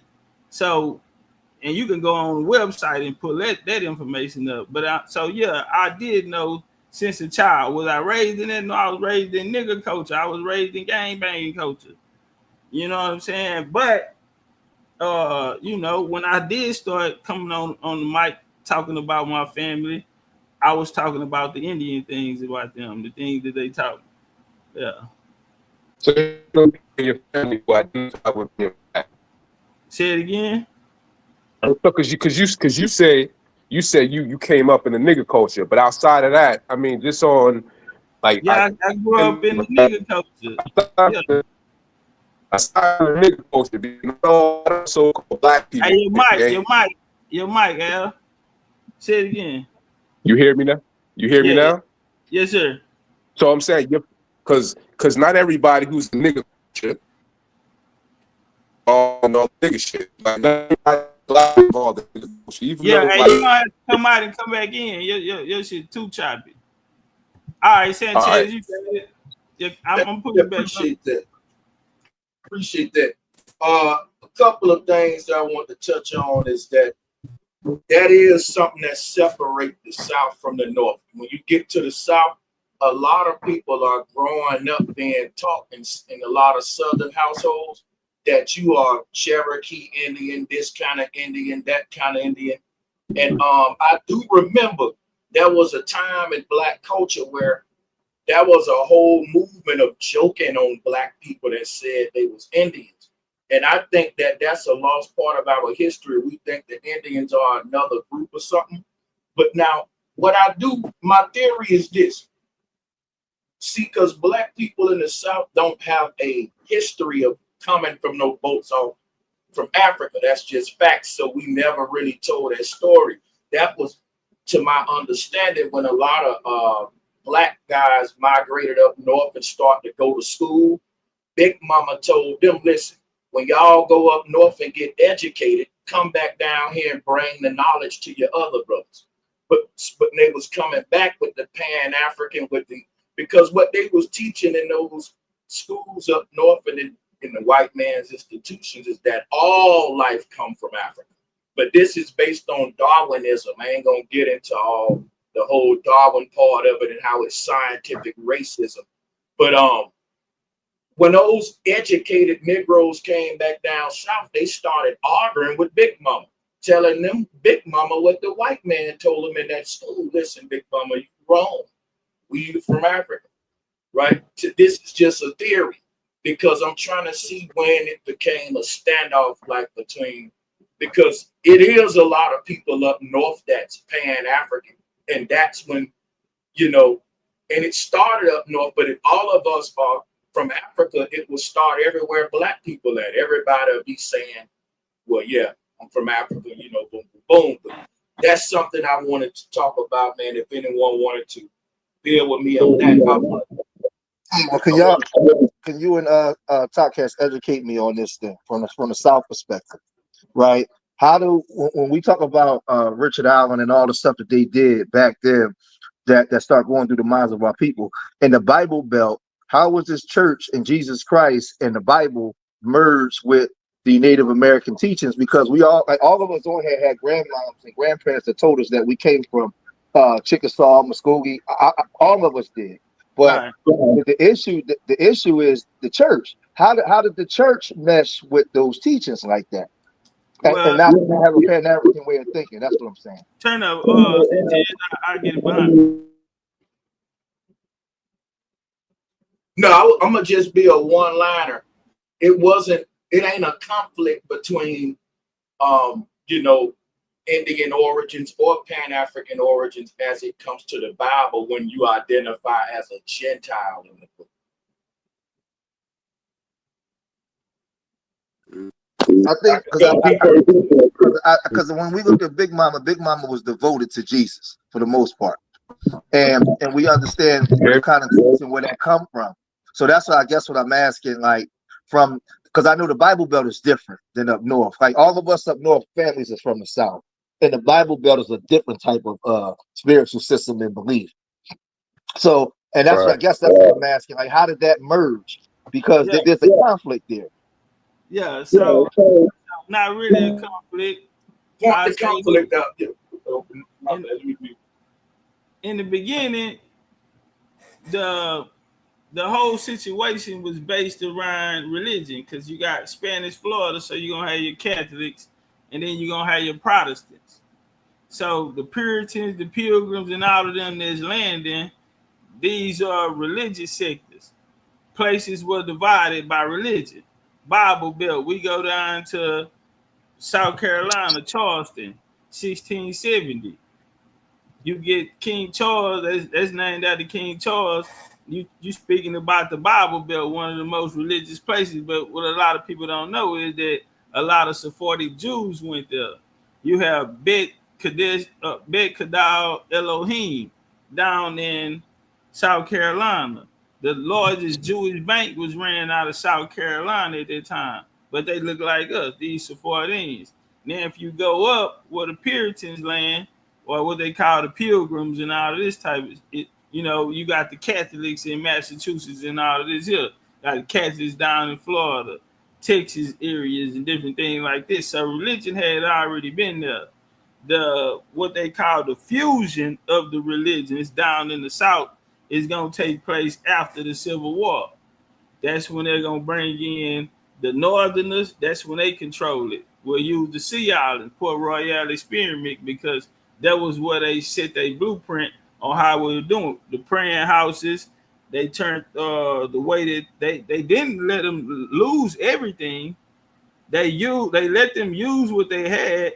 Some things they took from them, and that's why Baptists, you go to a Baptist church, they worship a different way. You go to other denominations, they worship in a different way. They didn't take from the South the singing. They took some of the instruments away, but we got creative with it. But the way of worship and praise, things like that, they let them keep because it was going to be a conflict if they didn't. Only thing they did was came in and organized it with the Bible, the stories of the Bible. You feel me? So I would say that looking the Port Royal experience, 1865, they brought down the Penn School. These are Quakers coming out of the North, installing this down there. So the religion part, we were always a spiritual people, but they just organized the spirituality into a religion. But that's can I say one thing on that religious part?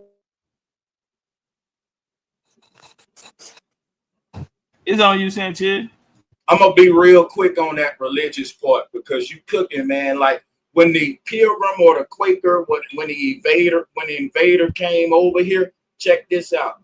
They did not have no resurrection story. I repeat, when the white man showed up to America, he had a bunch of Greek gods in Olympia, and they did not have a resurrection story. They saw this God right here that we already had, and they turned it to Jesus right here, y'all. Guess what? They didn't even have a story about Jonah. Guess who had that first? We did. So they came over here and they started to blend their culture with ours, but they stole a lot of our concepts that we that's popular today, like resurrection, like Jonah in the whale and all that. That's something that a lot of people don't talk about. So I'm glad Topcatz brought that up. I just wanted to give him the benefit. But I'm glad you said that. But that's what I'm alluding to, because I'm not saying. I guess like what I'm trying to merge now is when we get the teachings and we talk about the Paul Cuffeys, the Richard Allens, and these prominent black people that when blacks is running from the South to the North, that Underground Railroad, all those different stories that they have, right? At what point did it become a conflict of interest, Topcatz, with the blacks in the South saying, we not rocking with that, we Indian, like how what you teach now, we totally separate from that? Because based off the teachings, when I look at Big Mom and them, they all were still part of the church and still under that teaching. That's why I'm saying, like, they all still identified and said our families come from these Indian tribes, or they was born on these reservations, but their teachings and talking points was of the normal way that black people talk. That's what I'm alluding to. At what point was there separation? That's what we went in. So you spoke of Big Mama. Now we got to bring Big Daddy in the conversation. Big Daddy fuck around and was the pastor. Big Daddy is a prominent figure in the community because our pastors look like us. And a lot of them come from, if the father passed, then the son is the next pastor. Like at my church, that what happened. So the mayor in the town look like you. The Masons, Papa, if he was a pastor, he probably was a Mason. That was prominent men at that time. So the training and the conditioning of them learning the Bible, they still kept the way that they prayed. Like, so we are very, superstitious people down in the South. You can't split the pole. If you sweep my feet with a broom, I gotta spit on it. Different shit like that, if it's raining, nigga, unplug everything in the house. Don't open the umbrella in the house. You break a mirror, different thing like this. It's superstitious. So it's different spiritualities that we ways that we worship down here. I give you another one. You go into Grandma House, she got a room full of dead people. A lot of people you never met, but they keep everybody obituaries. And it's like altars. As a kid, a nigga be scared. That's normal. That was normal. Like there's ghosts in that motherfucker. It's going up. But these are things they didn't take away from it, they just fused it. Now the thing that they did put on them was the Bible, and to accept that. So that whole thing in the Bible is do what? God is over the house, and then Jesus, and love Jesus and God more than you love your mother and father, and things like this here. But those were the parts, but they did let them worship in the same fashion that they worship before. But when we go there at church, we gonna eat. We gonna if it's political back in the days, they'll meet up there. That's where they went to go get things done. That was their quote unquote club.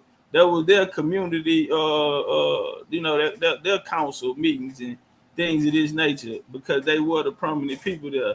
But yeah, if somebody passed, we're gonna go to the church, different things like this here. So we in the South are very, very religious people. I give you that.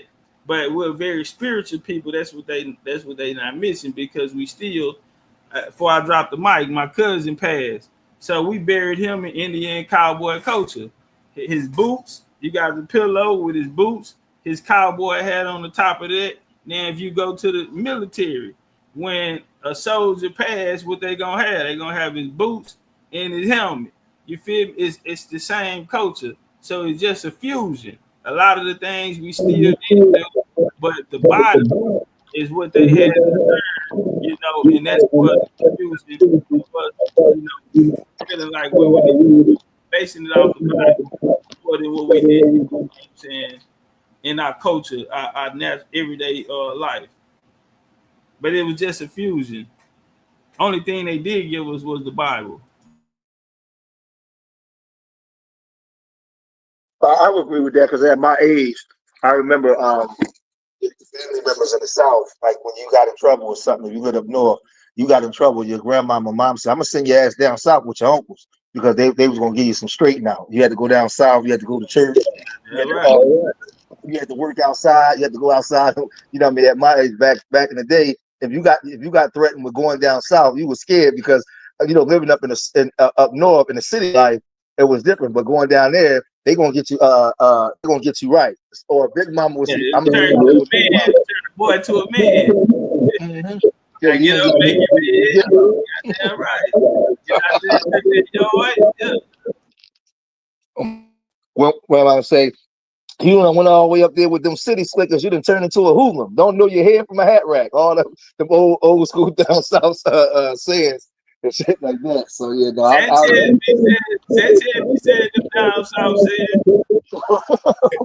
Yeah, y'all. Man, I just left home, man, and it was some, man, to, get back around my people and stuff. But yeah, we say all kind of shit, jive, turkey, all that shit, man.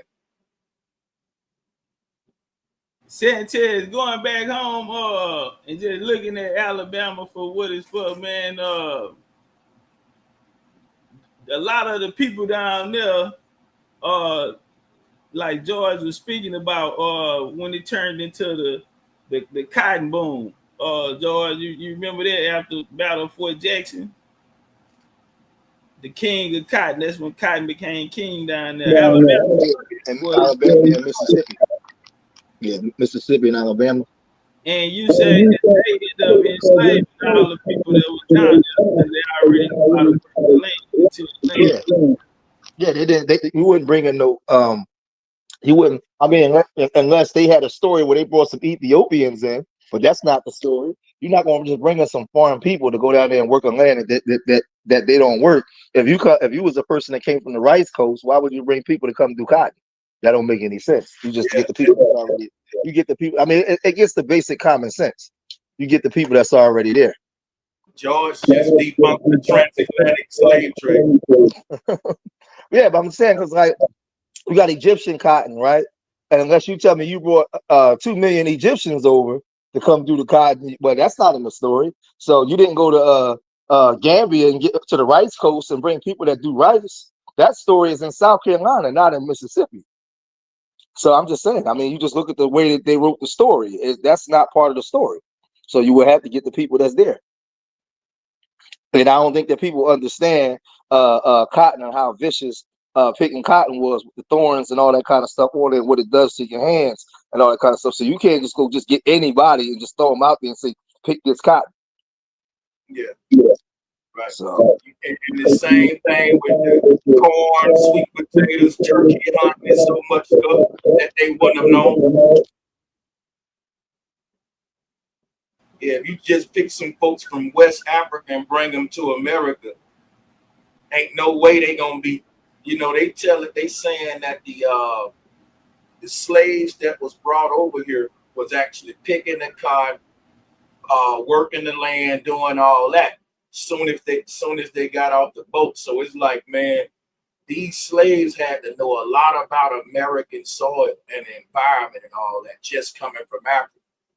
Yeah, man, I'm glad. And Santel, you coming down there from where some of the best soil in the world come from. That red dirt, yep.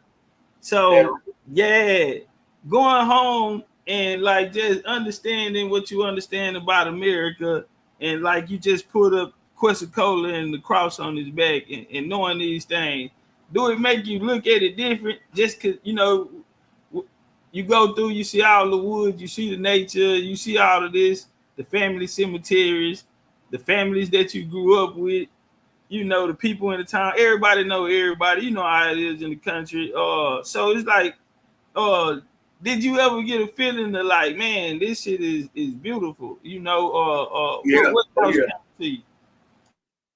The kind of vibe, man, I'm gonna be honest with you, man. It's bitter and sweet because it's a lot of wickedness going on in Bama, man. It's corrupted. It's damn near like Chicago now in Bama. It's just bad. And then it's a lot of Chicago people went back there. That's why they took that Chicago mentality back to Birmingham. Yeah, you do got a lot of gangs coming from other places, making it violent. A lot of the gangs, and then now you got local gangs and stuff too. But yeah, it's crazy. But that part of it right there, right? And then you got the fact that no one's really building, like the land's so cheap in Bama. But I don't see like a large group of, people just taking advantage of it and just, building. But it's like just all this beautiful green soil, natural resources, water, running water. You can dig a well, man. It's like, and it is really, I'm looking at it like, but everybody paying bills, living on grid and all that. So in my mind, I'm thinking ultimately, I want to doggone, go back home, buy up some land and build. But that's one thing I'll see though, like Atlanta, Memphis, a lot of cities that's black in the South, they really jail and network. And I'm talking about, building like a black Mecca. Alabama and a couple of more states in the South, I'll say maybe Mississippi, yeah, Louisiana, yeah. Slow to it, man. But see, they took economics out because at the time, you got an echo. My bad. I'm gonna be quick. They took the economics out because that's where our power bases were. So, like in Alabama, you got the Moundsville. You got so many different mounds there, and these mounds serve the different purposes. Especially when you go down to the one I just spoke about, where all tribes that was in the vicinity had to come meet here. This is where we handle family affairs. Whether it's maritime, it's commerce, it's business, it's tribal warfare, this is where they want to go politic at. So Alabama was like America. Mississippi at the height of the antebellum period, Mississippi, Alabama, these were the richest places. And it was because of the resources that grew from, that dirt. They benefited from the best soil on the planet. You drop anything, it's gonna grow. So these are the places that they took the economics out, the education, to break down the people because how strong they were. You go through the Civil War, they had hard fights down there in these areas, with them people. So they had to keep them oppressed and at a level where they took the economics out so they don't never grow back to be as strong as they were. because of how hard the fight was against him. Yeah. That's the sad part, because you got in the Midwest, East Coast, a lot of places in the West Coast. They made, like, if you take Mississippi, Alabama, and Louisiana outside of New Orleans, they made them like unsexy destinations. Most people, they say I'm going down south, they'll go to the Carolinas or Georgia. For some reason, I ain't going to Georgia. Ain't nothing. I mean, I ain't going to Alabama. Ain't nothing out there.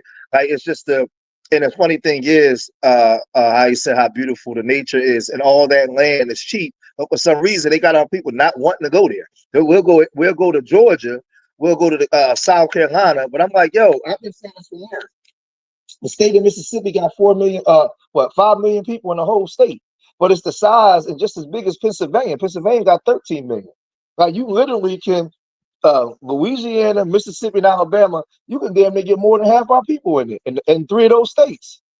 That's how big the states are, and with all the open land. But for something like, just when we move to Mississippi, why you moving to Mississippi? Take your ass to North Carolina. Like, that's how they talk up here.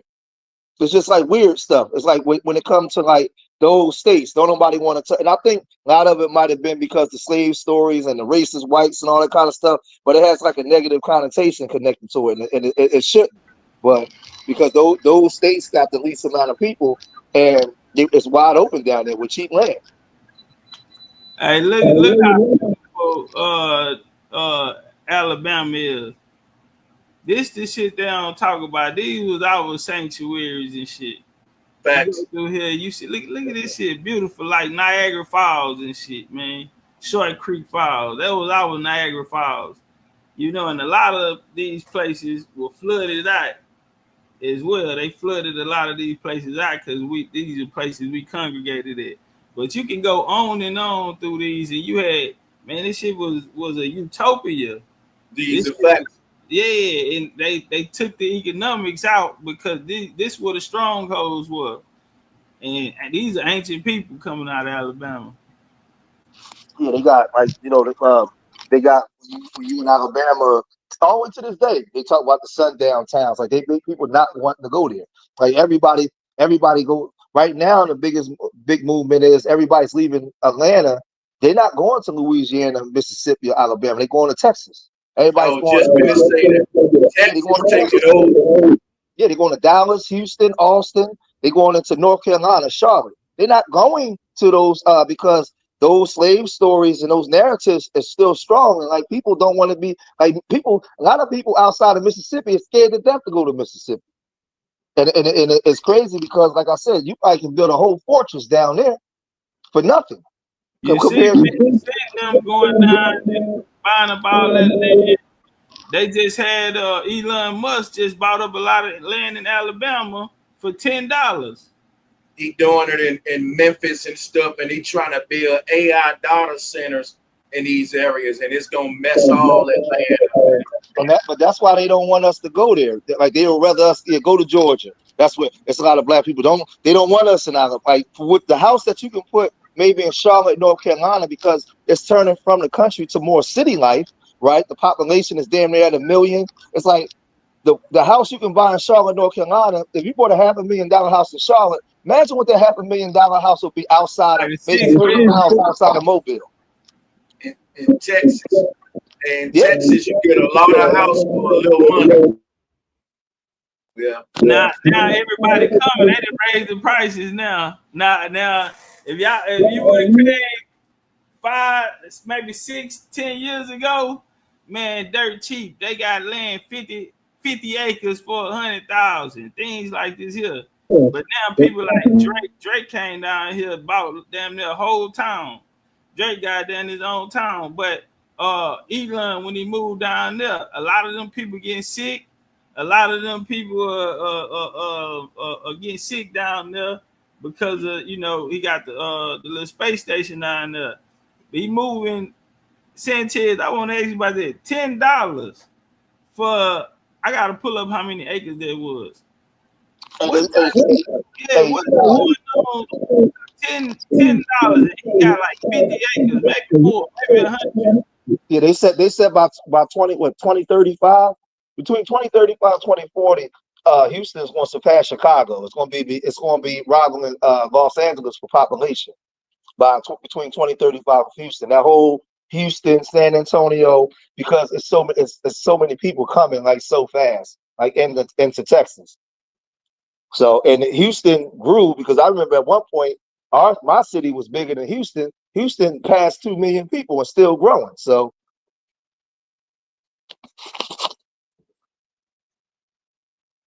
I see what you're talking about. He purchased the former power plant in Mississippi for pennies on a dollar.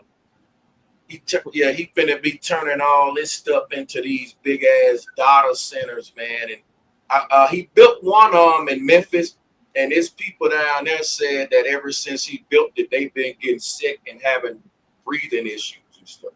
Yeah, that's the same shit in Texas. That's what they got the Mexicans down there. It's right off the border too, but everybody getting sick, and they ain't talking about because he went and bought a whole town, moved everybody out of the. I wouldn't be surprised after they broke the levees in New Orleans and over there in Louisiana. I wouldn't be surprised what they're doing over there on the low too.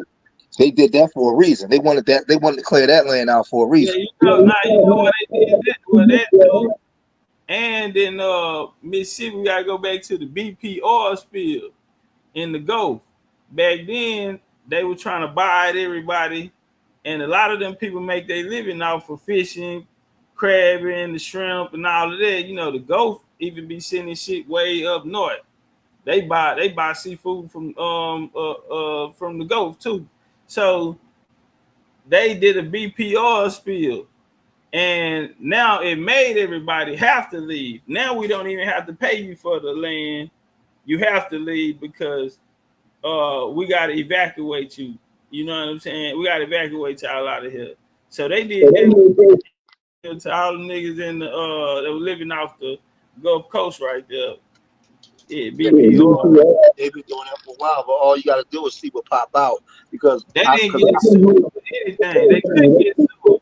I forgot what it was, but they couldn't get sued, so they ain't have to pay.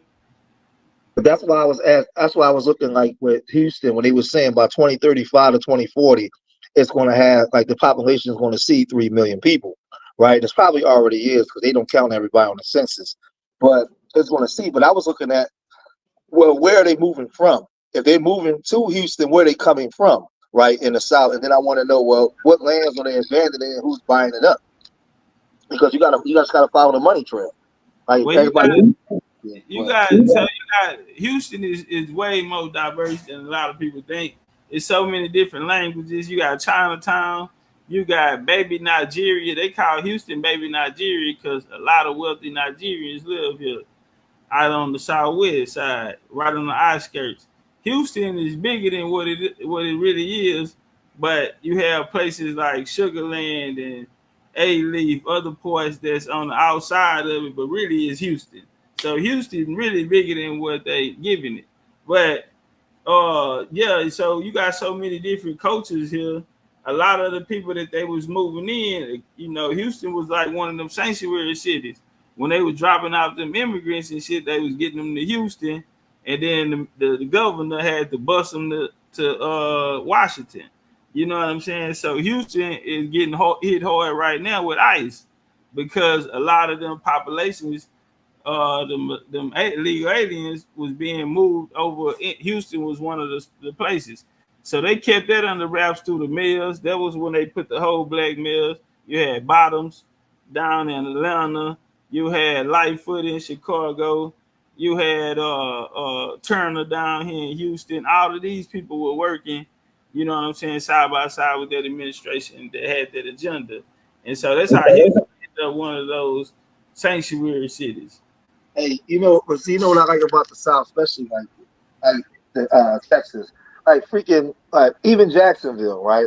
Philadelphia got almost like it's like 1.8. It's probably 2 million people here. It's packed, right? But it's only on 134 square miles. Like we stacked on top of each other. When you go to like the down south, freaking Houston is like 650 square miles, right? With like 2-point-something million, but they so spread out. Like y'all not stacked like an hour to get from the north side to the east side. Yeah, y'all. That's all I was saying. I said, I don't know how they be begging. You got to ride an hour for me to get to North Philly. It's only 8 miles, right? Because there's a bunch of us stacked on a small piece of land. Jacksonville the same way. Jacksonville got almost 1 million people, but it's like 500 square miles. I was like, Jacksonville is the largest city. They got the most fans out of everybody. yeah, it's spread out everywhere. But I like that though. Like living up here, bro. Listen, like we back to back. Like like row houses, it might be 300 people live on one city block. Like we literally back and stacked on top of each other. I beat that, man. Really, in Baltimore too, right? I think they houses like that too, right? In Baltimore. But when I was in Jacksonville, me and my wife mom live in Jacksonville, we got in the car and was driving a long ass time to get to the mall. I'm like, well, damn. But then I started looking up Jacksonville square miles. I said, damn, Jacksonville's huge. Well, they only got 1 million people on all this land. Why we couldn't have that land like that? Man, you know the highest concentration of black folks in the Southeast.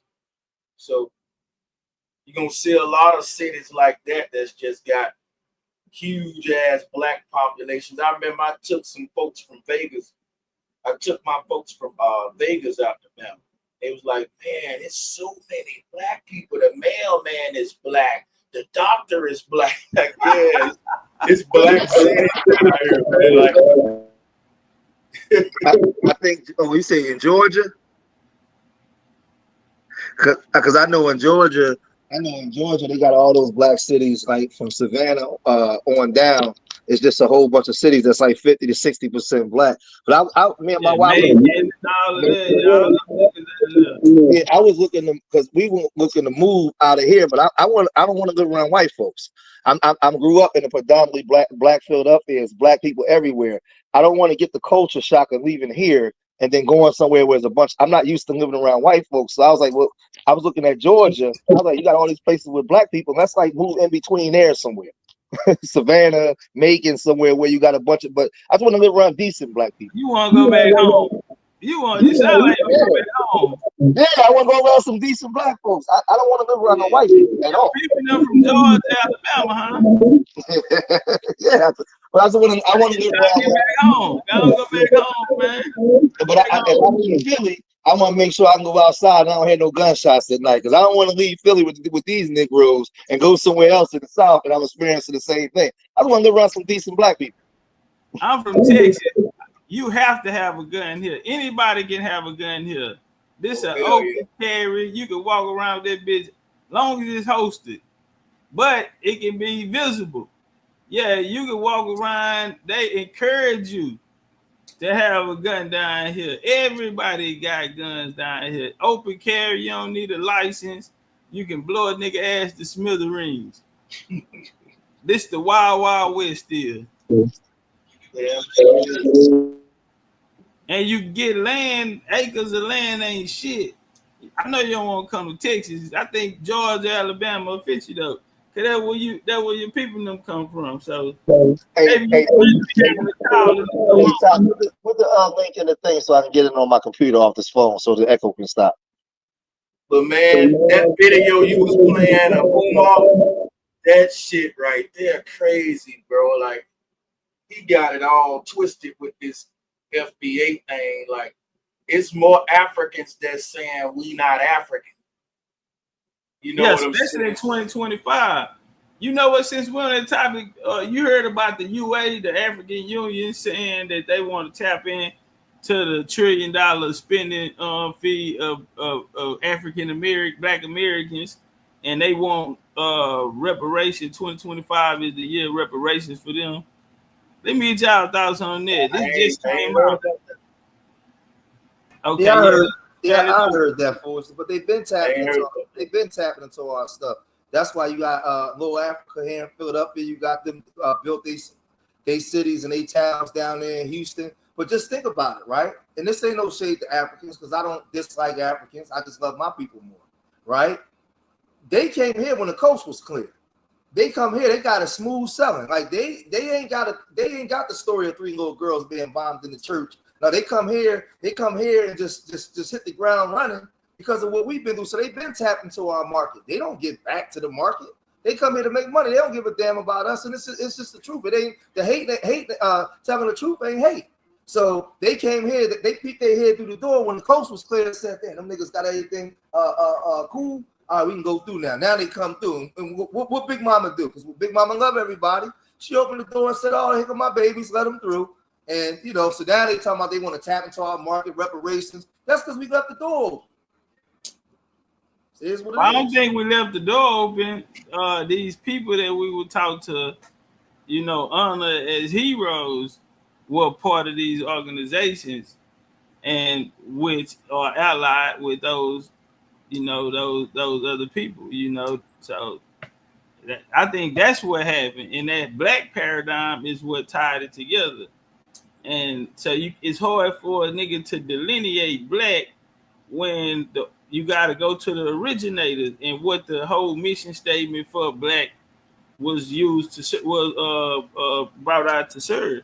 So it's done its job, you know what I mean? So it's hard to delineate black when you didn't create it, you know what I mean? So create something for yourself or go back home.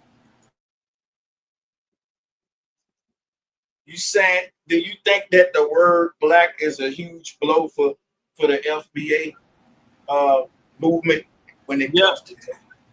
I do, because the people that they're fighting against identify themselves as black too.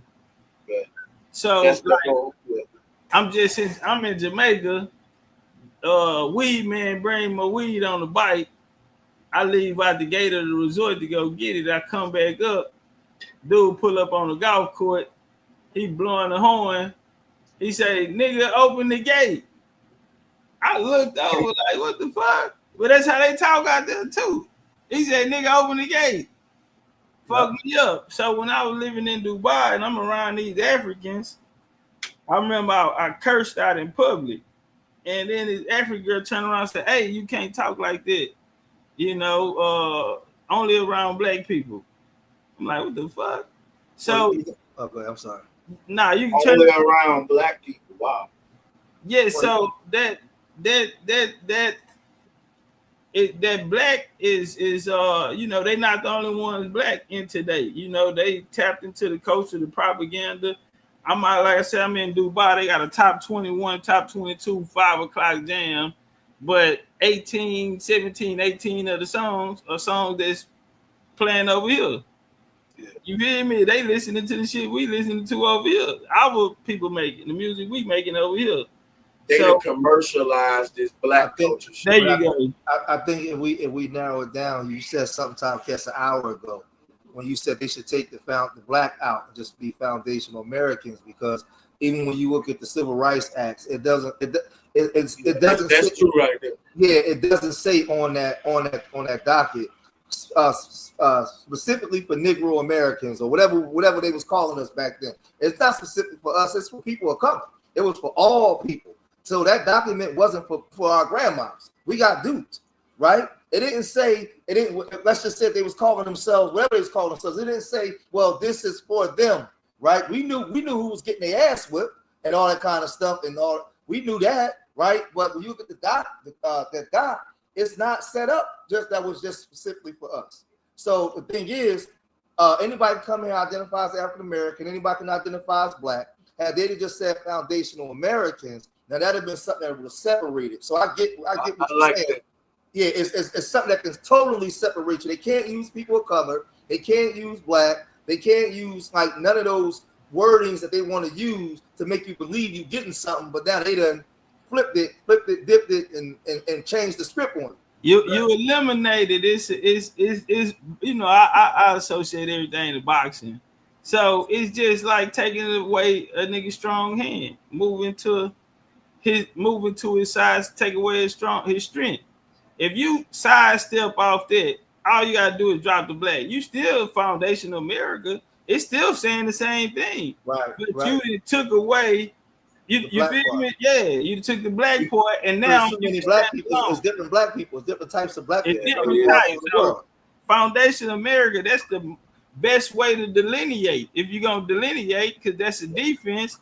The best way to get in defense is to step outside and put yourself outside of them, And now they have to be who they are. Cause they standing under their flags. But when they're under the flag, they don't have to stand under the flag. You know what I'm saying? So just sidestep, have it step back, boom, lead the Black Foundation American, and you solid. Nobody gonna ask who you are. When you leave out this country, they gonna call you, they gonna identify you as an American. When you get back, then you decide that you're black or not, or whatever you want to be. Right. As long as you leave out of here, they're gonna address you as American.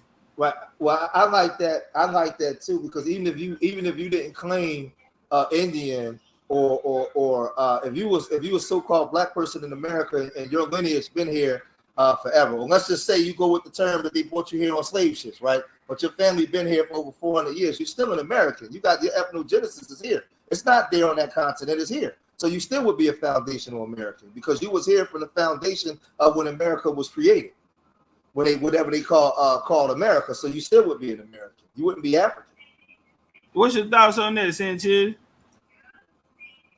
I totally agree with that, man. Yeah, you wouldn't be. There's no way to. How can you be African when you're like you got 5 or 6, 7 generations here? Like you're not. You're culturally American. And the thing is, us. If you want to be technical. I'm gonna use the term black people for because that's just what I understand when I talk. Black people is more American than any goddamn body. Whether you indigenous from the soil, however you want to use it. We was here before anybody. The whole culture is us. Nobody's more American than us, not even white folks. You know what else too? I think when you say foundational American, it kind of sounds like Aboriginal Indian because it's like foundational is like supposed to mean we was here from the foundation. Yes. And then the American part, we ain't saying Native American, but it's similar. It's foundational American. It's kind of like a political way to say Aboriginal, indigenous American is what I'm saying. Yeah. That's real, and that'll cut out a lot of the infighting because it's a lot of people, that's claiming the American heritage. We've been here, but they saying it in different ways, or they using different terms for it, and them terms are even causing arguments, even Indian Aboriginal. So, and even FBA and even Freedmen and all of these other names, the Solons, they got some new shit now called the Solons, if y'all ain't heard about them. The who? Yeah, the Solons, it's some new shit. Who is these? They the soul people, they Solon, they reparationists. They carry the black flag, the one with the little knife in it and shit. The little, y'all seen them? The Black American flag, that's what they call it. Ain't nobody died over it. Ain't nobody carried it in no wars. Ain't no blood was shed off of it. Shit come out the civil rights movement. Them niggas let white boys beat on them and slap them. So yeah, we carrying around the flag. When a nigga in war fall, somebody got to pick the flag up. So niggas died for that. That's when we say our blood, tears, and our work is in this ground. You can't say that with these new ass flags these niggas selling and these new messages so long. It's still not solving the problem. You still don't know who you are. You still don't. That shit ain't gonna help in no political way. But I close on this here. But you have, if you go on the Foundation American, then all of those automatically be brought together. You feel all of those will be saying the same thing. Yeah. Even with the FBAs, and it'll even strengthen them because you want to work smarter and not harder. Now I don't have to fight a lot of them fights. I don't have to delineate. I don't have to stop raising my hand and say, hey, there's a difference here. Boom, nigga, it ought to be off the top. Foundation American, and they cut out everything. I think you'll try to get white folks to try to say, well, we're foundational Americans too. My people are Irish. They were here with your people. That's what they're I think that'd be an easy ass whooping though. Yeah. This gonna lead into the debate between who are the real Native Americans when you come with this right here, because that's who was here from the foundation even before the white man showed up, and he admitted that. But see, the Native Americans, the first time the U.S. offered them was 1922, 1924, they'll get it. And that's the first time but at the time, they called them Plains Indians out of the plains. Then in the 60s, they had movements. While we were doing the civil rights movement, they were doing something called AIM, American Indian Movement. You had Dean, you had these people, but none of them had Italian, they had Jewish, and they had white man blood. So they wasn't even real Indian. Niggas that took over Alcatraz in 69 and all of that, they were being funded as radical movements. But that's when they changed Negro, Afro-American, went back to black, 67, 68, 69. Well, that's when the Native Americans first get the term Native American. That's where they got that identity. So that identity is gonna come out of that civil rights movement. You got the Chicanos walk out of East LA, the Chicano riots. All of these things took place during the student movements at the same time. Out of those, all of us got new identities out of that. But that's the time where they were taking away segregation and bringing everybody together. You know, now they off the reservation because the Termination Act, Indian Termination Act, took them off reservation, busted them to major cities. You had the black, the Lord's migrations of our people leaving Mississippi, going to Chicago, going to the West Coast.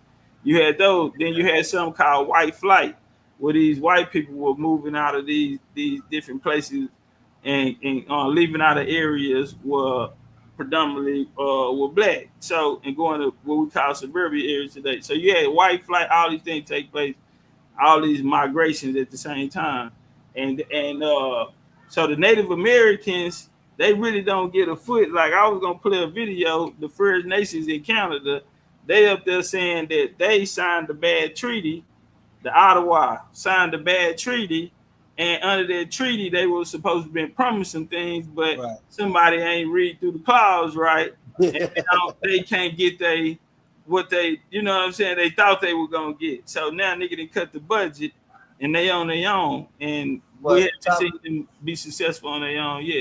Transpose that now to the Civil Rights Act for Black people. When we read that, right, and it's not something that's specifically for that group, it goes as like for all people.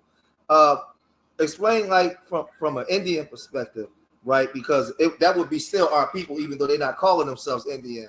Like, how do you think that we got duped into signing that? Like from as far as what we was expecting to get, because we now finding out that, because we finding out that shit was for everybody else but us. Right. The Civil Rights Act was brought in by the Emmett Tillman story. Mm-hmm. So that's gonna birth it, like Mike Brown and you know those type of Trayvon. So they brought it out through that. In 1960, they started the student movement. But we gotta go back to 1958 because that's the Special Defense Act. That's the first time that the government allied with philanthropists like the Carnegies, Rockefellers, the Phelps Stokes, these different philanthropy groups to fund this African thought inside the college. And back then, college was free. Like UCLA, different colleges like this, where now they're looking for professors who were, into the African thought or help create it. So you get Swahili, you get Yoruba, these different languages taught in the schools now. Now Africa was leaning towards going communist, so the U.S. stepped in 1965 and brought in the Immigration Act under LBJ, and they started bringing over Africans here in 65 and Asians, what they called them Oriental at that time. Now they bringing them over, and so this body politic, how did it changed? Because the Black Caucus, remember, they rushed in on Nixon. And then Nixon turned around and gave them office. What they said, we want to be more have a voice in politics. So the Black Caucus was created. Today, it's the Rainbow Coalition, goddamn. And ain't none of our people on. No foundational Americans are on them motherfuckers. And it's ran by a white boy in a wheelchair. Shout out to Judge Joe Brown, who gave me that game. And he a little zesty, but Yeah, and he's zesty. What's the name? What's the name doing Dr. King's time was zesty. What the hell was his name? Damn, what's the hell was the boy? Probably all of them. No, one of the prominent figures. The one that wrote the speech for him and shit. Yeah, the one that wrote. That's why they didn't want him out in the forefront because Van Rustin. He got caught in the car with his cheeks in the air with a white man. Yeah. So that's why they ain't want to associate him with Dr. King, and he actually the one who wrote the damn message. Yeah, he had the window. He wrote the "I Have a Dream" speech. Yeah, there you go. Yeah. The problem was he like manhole, so they had to get him. Hey, y'all know one of the in the news today. Y'all know in the news today, they said that they got a letter that he was assassinated, and he was finna call for like a certain reparations for the next 10 years for our people. So they dropped something. He in the news right now for that. Who did that? Topic. MLK. That was something he was gonna call for, but he was compromised. My favorite with MLK. My favorite speeches by him was the ones he made 2 years before he died, when he started going against the grain. Not the early ones. They always play that "I Have a Dream" speech. Right. I like the one when he was at the church talking, and he was like, he was saying how the government gave land grants and all this stuff to these white folks and shit. Yeah. He said we coming to get our check. That nigga was dead 6 months later. Yeah, he was popping it in because it's true. The Homestead Act and even the foreigners that came over through Ellis Island and these different things. He started telling the truth. Programs for them. That's what created the white against black conflict. It was labor union laws. So the guys in East St. Louis, they fought over labor. We already working here. Y'all moving the immigrants in to pay them cheaper. Same thing that happened in our time with the Mexicans. You know what I like to know, though, Todd? I like to know what made him go against the lodge. Because a lot of things he was doing was lodge business. I want to know at what point in his life did he just say, man, fuck it. I know they're going to kill me. I'm just going to start saying, I ain't reading the teleprompter no more. Santel, what's your take on that? I wonder what happened. Why we think he went against the lodge? Because I would say because when I studied him for so many years, when I studied his teachings early on, you can tell that he was being handled. When he started speaking out against the war and start talking about reparations and boycotts and certain things, that's not things that black people in those positions was allowed to talk about. The minute he started talking like that, they killed him. He was out of there, gone. When he started talking about having the Poor People's March of all races, and he started talking about how the economic systems was working with the power he had, because he had more power than Malcolm X. They killed him. They got him out of there because he started going off script. But he started going off script in the last 2 years, not all of the 10 years that he was teaching. Yeah, assuming he went off script, I can see that happening. What about the whole setup part of it, man? Messy Jesse and all that. Yeah. You know, after Martin Luther King was assassinated, Messy Jesse had got this big government position right after that. He started working for the government. All those guys. I think what happens though. I think for me, the way I look at it, like you can find a guy that's real charismatic. You can raise him up. Like let's just say a young Topcatz, 19-year-old Topcat coming off the block. He's charismatic. He can talk real good. And you got somebody that Topcat respect a lot of OG, but that OG is compromised. But he take Topcats under his wing and give them knowledge, and then start taking them around and letting them speak and letting them get in certain positions. So he start blowing up, but he's only teaching what he's been taught. He knows, man, my father was doing this, my OG do this. But at some point, you start walking in the rooms and start seeing stuff that don't make sense. And you but by that time, you're too far in. And you man, listen, man, this is just what it is. So a lot of, put it this way to make sense. A lot of our grandparents and moms and aunts is inside that church every day, right? They're not bad people. They're just indoctrinated until they wake up. So sometimes they go recruit young, strong men to go teach certain things. But then after a time, Topcatz will look around and say, yo, he start asking questions that he shouldn't ask because he starts seeing things. right? Through his third eye, not the 2 eyes that they done conditioned him to see it. Next thing you know, you got to go. You a problem. You asking too much. You talking too much. Too powerful. I can see all of that being true as well. You know, this is just me, you know, picking your brain. But I want to go to something real quick. I want to ask both of y'all something in particular. Topcatz. It's going to kind of change the subject with me. This is something I always wanted to ask you since you deal with history and all that. Were there ever any group of white people that was always in America, or what we can say indigenous to America?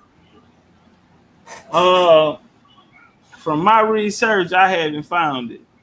And one of my primary sources is when we go to any European nation that came to the what we call today the United States, from the Spanish side, you had King Charles.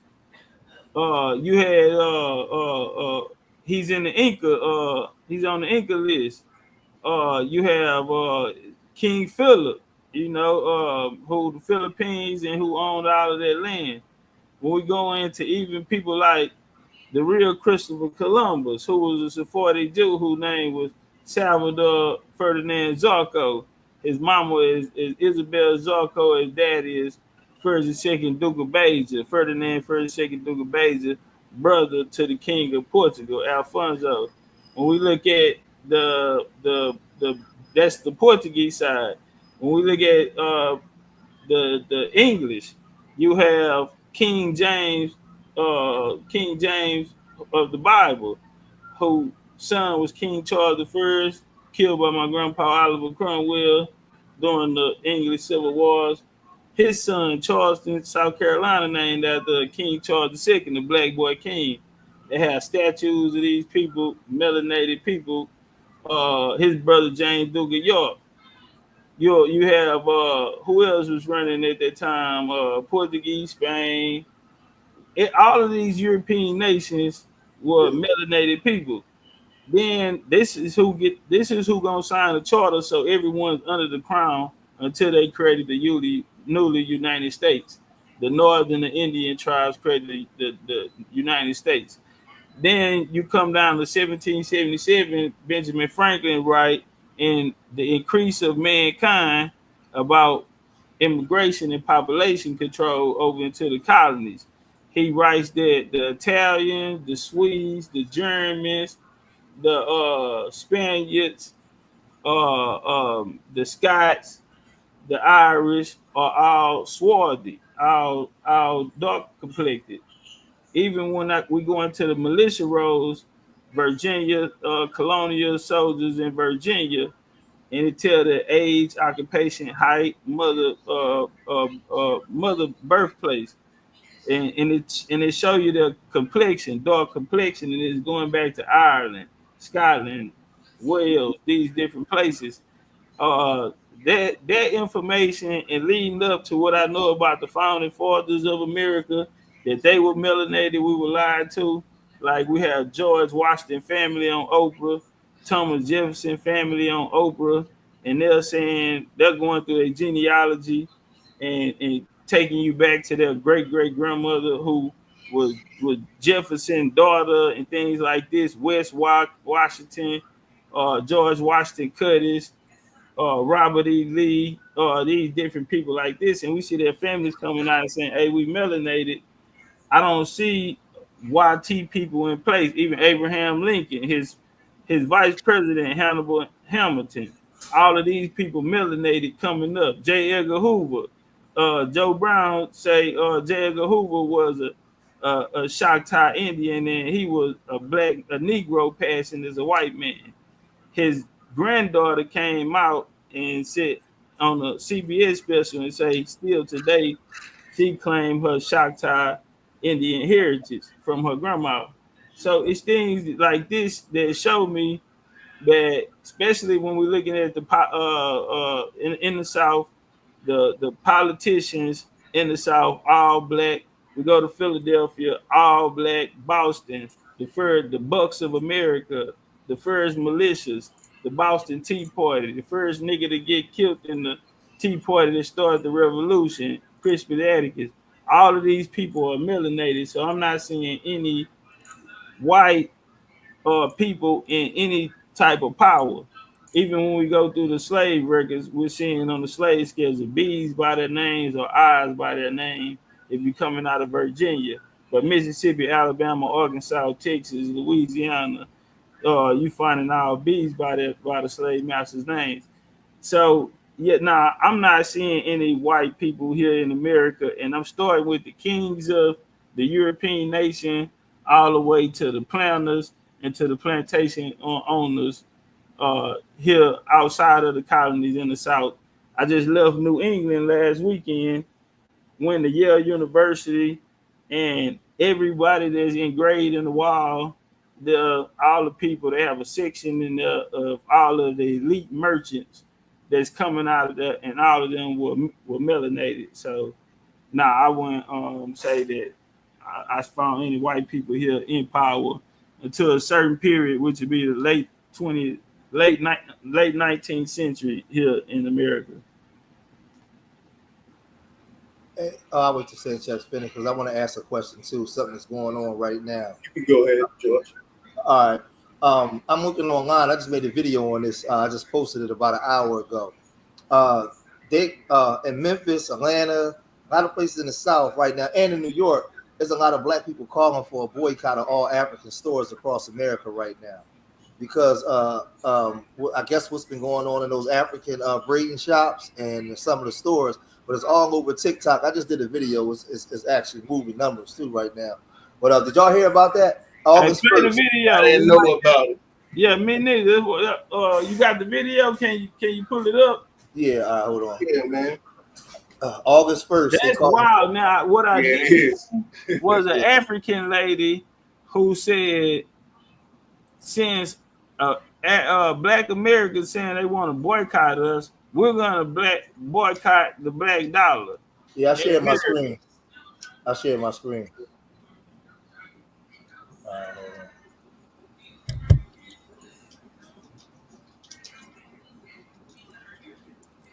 They're saying that the African is very disrespectful. If it wasn't for the African, we would start talking. I understand. Get our community. For Shayas Shelf, who is promoting a protest for August 1st. Complete blackout on African braiding shops, restaurants, and stores, right? I'm absolutely here for this. I'm showing my support because I do this in my everyday life. I do not shop with the Africans. Ain't no African ever braided my hair, put their hands in my head, or none of that, right? I don't do the restaurants. I stopped like years ago. I do not shop at their stores. If I walk into a store and I accidentally realize, oh, not for me, right? So she's encouraging that we do an August 1st protest all through the month of August. I think it should continue throughout for the rest of the year, right? Let them really feel the heat, okay? Hey, who is she? Hold on, can you pause it? Who they are. Who is the she? Who is the she that came up with this idea? She said her name. I wrote her name down. I don't have. Wait a minute. Yeah, we don't even know that motherfucker. Yeah, but there's a bunch of them though. But it's all over TikTok now. Like it's picking up steam. That's why I asked. Yeah, that's some emotional shit. Look at this. Look what the African dude said. Look what he said about us. Look at this shit. Hold on. He was online and he said this idiot. He made these idiotic statements. Check this out. We didn't come here. Some of you would even have that mindset to be trying to endeavor in different type of businesses. This guy was making these stupid statements. Idiot. He said, then that joint went by. I got my air conditioner on. It's kind of loud. Wait a minute. He said these idiotic statements. Check this out. We didn't come here. Some of you would even have that mindset to be trying to endeavor in different type of businesses. This guy was making these. I don't know. Well, he was trying to. It kind of went fast. He was saying that if it wasn't for the Nigerians coming here, we wouldn't even know nothing about businesses and endeavoring in businesses. That's fucking crazy. Yeah. Yeah. Hold on, because there's a bunch of them. Hold on. Man, they got bro. I tell you. Hold on, wait a minute. Tripping We're not hard. supporting that no more. On to the Africans. There's a bunch of them talking about going in. Now she go to her. She the one would go to the Africans because she said that they didn't do good business. I don't got to wait. A lot of women really complain. So wait a minute, my bad, y'all. Product information, whatever it is, right? She wants to say, right? But then I start really looking. African braid show up on time. Yeah. Young girl that can braid. Hold on. I want small box braids. I ain't got time to be driving 5 hours to go to the city I was born in to get my hair done. I don't think nobody up here gonna do it. And the Africans, they not pulling my hair out. So this beat really has. It's a whole bunch of girls just going in on the Africans. Well, a lot of our sisters say African braid too tight. They do say that. They say them. Here you go, right here, Topcatz. One more. Here you go. This sister right here, she went in. They're usually fast, and I don't have to have enough. Oh, here we go. Start from the beginning. Oh, she shows the inside. Wait a minute. Oh, hers trying to get it weird because I don't have a timestamp on here, so my bad. This is not the first time I've came to this place. This is the fourth time because they're usually fast, and I don't have to have an appointment. So me waiting an hour was not the problem. Okay, cool. So we get to doing my hair. It takes longer than usual. Usually it takes about 5 hours. I was there from her starting on my hair from 11 till about 5:30. I had to leave to go pick up my stepdaughter to take her to the airport, and I came back for her to finish, right? And it's because she had to braid down. When I came back, they cut this side of my hair because I'm guessing she didn't like it. But come to find out, it was because my part is not in the middle. Okay? Didn't know that till I got home because I was tired, so I didn't look at my hair and it's braids. Like, it's not a real hairstyle. You know what I'm saying? Anyway, so come to find out my part is not in the middle, and I had a braid, which was this braid that I didn't even let them dip because I'm just so over it. So they going crazy down there. The one girl was arguing with them, saying that the Africans is rude. She was saying that they real rude, they real disrespectful. So they are. Yeah. At these braiding shops. Check it out. Mrs. Queens, tell me why I've been in here. Y'all know I'm getting ready for my birthday, right? Tell me why I've been in here since yesterday at 10 o'clock p.m. It's 8:01. I just want to say I love Africans. So the lady that does my hair, she's been doing it for 18 years, and I'm cheating on her. That's why when you cheat on your stylist, that's what happens, right? Africans. Hold on one second. No, listen to what she said. Listen to what she just said. Listen to what she just said. Wait a minute. Damn. And she's hold on. She just said. I love Africans. So the lady that does my hair, she's been doing it for 18 years, and I'm cheating on her. That's why when you cheat on your stylist, that's what happens, right? Africans are so rude. She getting her hair braided by African. What she said. That's what I was trying to ask you. Like, the African right behind her. That's what I'm trying to like. I'm trying to confirm. It's like she finna mess your hair up. Like it's like okay. So I'm gonna need all my girls who told me to go to the African braiding shop to come on in here and have a seat because y'all lied to me. Y'all lied. Or I just got bad luck because I had the worst experience of my life of ever getting my hair done at the African braiding shop, and I would never. And see, I just feel like God just continues to make an example out of me because He always shows me that I can't do what y'all do. I can't do what everybody do. Because how come I go on TikTok and I see everybody getting these braids and they're having the most wonderful experience and oh my God, wonderful story times, and then it's just me who don't. Okay. So I need to stick with what I know, and I'm not going back. And see what's got me down to my last nerve is that people talking about something. But the braids are so cute. I don't care. I'm pause it, but I'm gonna tell you, I think when you get like the sisters on board with something, Topcatz, and they all start going against, man, you get trouble, man, because they stick together when it comes to that kind of stuff, man. Especially about that hair. But I'm gonna tell you, it'll be 5. We was boycotting these AI data centers, Elon doing these EPA deregulations. But I get it. You know what I'm saying? My whole thing though, because I said in the video, and I'm probably gonna catch some flack in the comments in my comment section. But I said you want us to boycott Africans, okay, fair enough. But what we gonna replace them with? Because we don't have like our own shops like that in most of our black cities like we should. What, you gonna boycott the Africans and run to the down here? Somebody in the family do hair. You know, like they do it. They do it up here too, but it's just not a place. Yeah, my whole thing is because see what I'm saying, Topcatz, they saying boycott all African stores, right? So I'm saying okay, fair enough. But this is my question. Where's your stores? Where's our stores in most of our communities? Man, we in the kitchen. Goddamn, move them tables, move them chairs out the way. We in the kitchen with it. We should be. Yeah, because that's how we came up. You know, like we on the porch or we in the kitchen. I just want our people to have a plan. Don't go off emotions and then you run up from the Africans over to the Koreans and the goddamn Arabs. Yeah, you finna go get them nails done by the Koreans and shit and them Asians. You finna go get some chicken and rice from the Asians. Shit. I know I'm gonna get in trouble because I told him, I said, okay, fair enough. If y'all want to boycott starting August 1st for a year, you know what that means, Topcatz? That means that we're gonna have to start being nice to each other. That means that y'all gonna have to be all and all amongst our group. We're gonna have to be able to get together. Women do nails and hair, get our hair cut, do everything, and there's no violence, no nothing, because we boycotting everybody else. We focusing on us now. So now you gotta get along. We gotta get along. Oh, they ain't gonna like that. I already know they probably barbecuing me in the comment section. Yeah, that's gonna be hard, and that's damn. Gotta get along. You telling me we should boycott everybody? That means that when I go around other black guys, I ain't gotta worry about my life being in danger. Then we all brothers again, then, because we boycotting everybody else. So that means we sticking together, right? I hope.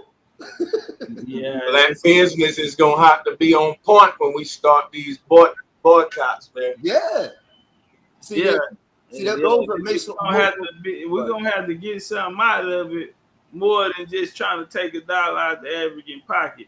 Yeah, you know, we need to be putting that shit for some solutions and resolutions in the issues we got.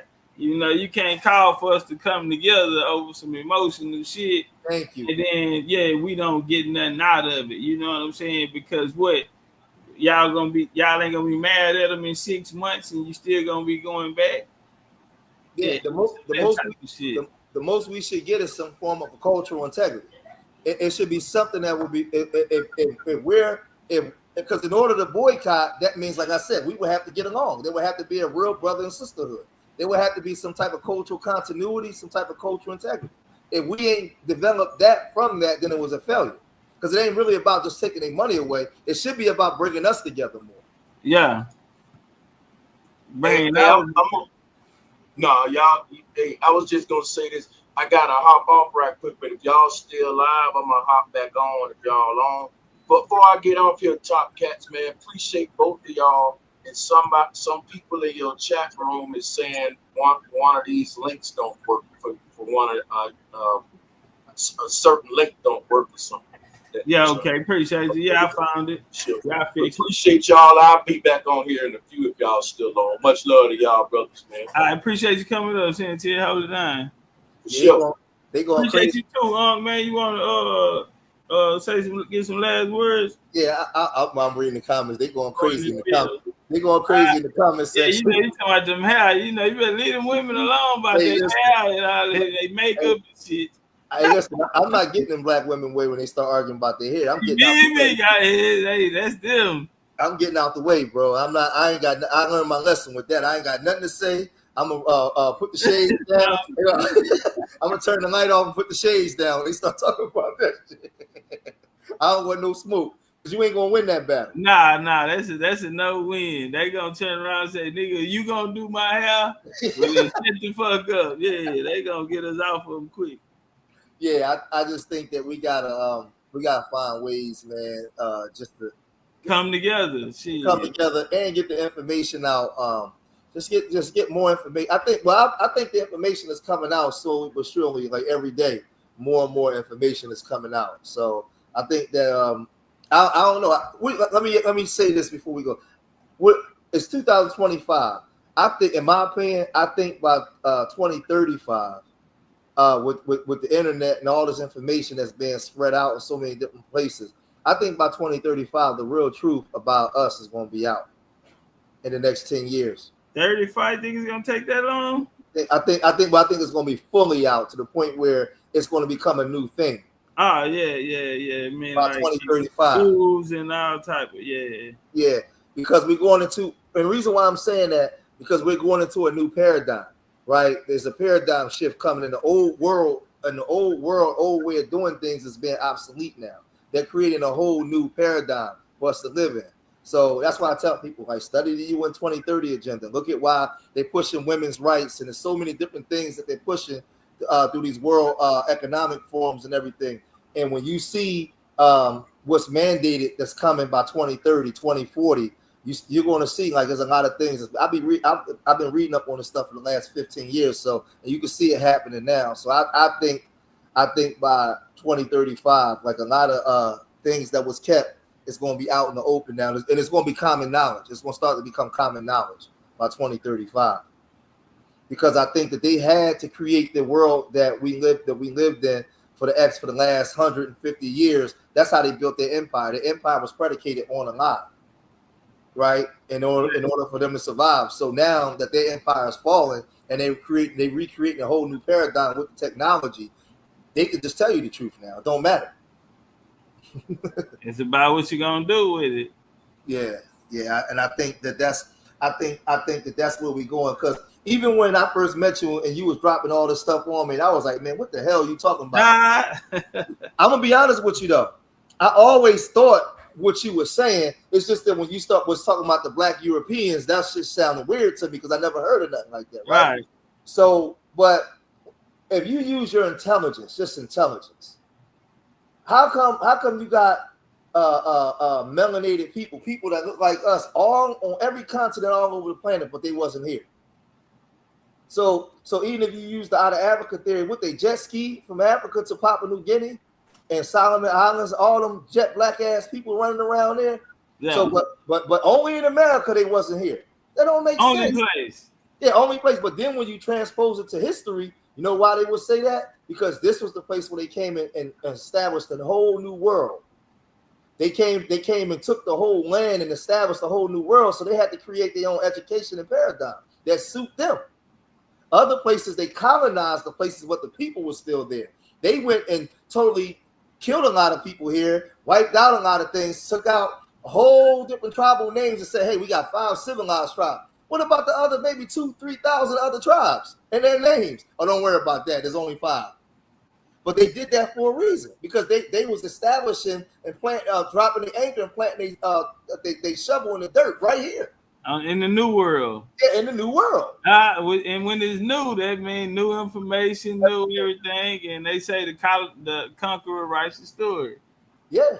So they say everybody died off, and when he got here, Columbus discovered it, and they populated it with us from a different place. Yes. Yeah, and the shit just don't make no sense. No, it don't make no sense, because even if you went to Papua New Guinea, you're going to see people that look like our grandmas and us, but they look like they're in the 70s and 60s with big ass afros, running with bones in their nose, running through the goddamn whatever that shit is over there. I seen their pictures and I'm like, well, goddamn. And they've been there longer than every goddamn body. Well, how they over there, but when they look like us, and they look like big ass afros. You seen the pictures of them? And I'm like, well, wait a minute. So when you see those pictures of them and you see the pictures of our grandparents in the 60s and 70s, you're like, well, damn, we had to be here too. They look like the same goddamn people. Well, on every continent, Asia, everywhere, but not in America. Oh no, you niggas ain't only, yeah, not in America. So yeah, so even when I didn't understand everything you were saying, I still had common sense to know, no, man, this dude is a liar, man. And he got some accomplices that look like us helping. So I don't know.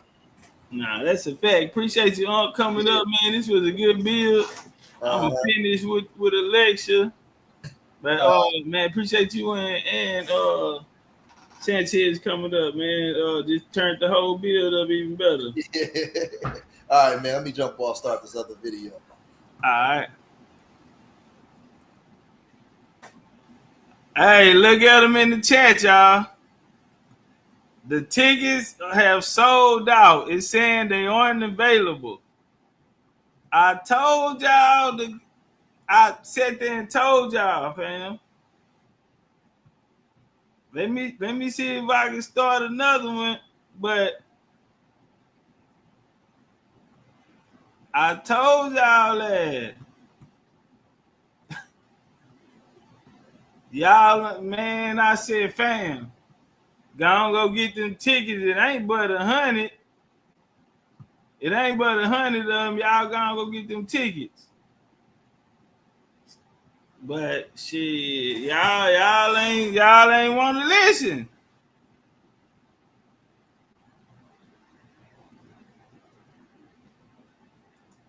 So now we finna look at Paul to say, I got mine. Shrug said, I got mine yesterday. Y'all ain't want to listen. Oh, fuck them tickets. Them hoes will be up Saturday or Sunday, nigga. Played on my top, fam. Like I'm not him.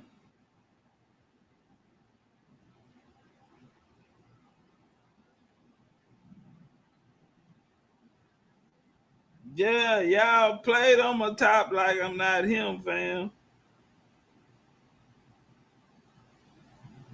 Hold on, let me see if I can make a new one for y'all. Y'all played on my top like I'm not him, fam. So what we doing? I said, hey man, go get them. I'm letting y'all know in the chat. I'm like, hey fam, them hoes moving pretty fast. Man, I ain't heard shit. Them niggas sitting back. Man, let's bounce over here to Danny's World. Man, this little Umar, man. Little Umar is thugging. They say Philly is like GTA.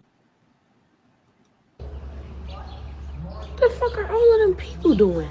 And why they up so early? What are they doing?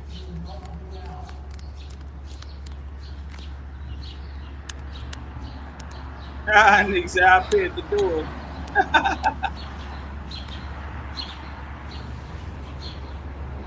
This is the second time I came to Zach house, and I've been locked out for the second time. Do y'all know how much I've been walking back and forth? I've been walking for hours. I am tired. I need a cup though. I'm about to take a piss.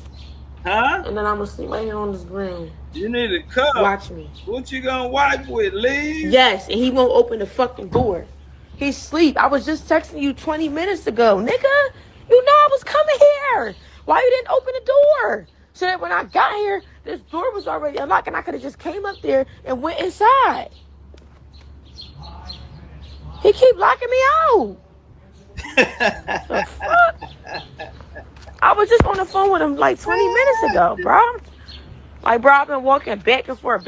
Like, bro, I'm tired, bro.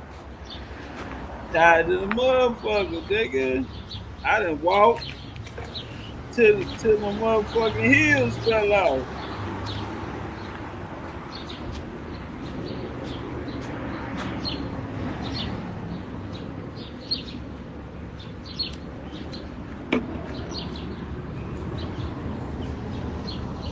I'm about to pee real quick.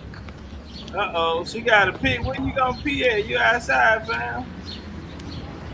So what's going on? That's the guy you just sucked off. What? That's the guy that you just sucked off. What are you talking about? You sucking on guys out here? You told us you was a bird. I don't need a fucking soul. Give a fuck about that. Fuck about that, nigga. Gang shit. Nigga, this gang shit. I gotta pee, y'all. Y'all wanna see? Y'all like to see everything the fuck else. Huh? What's about to happen?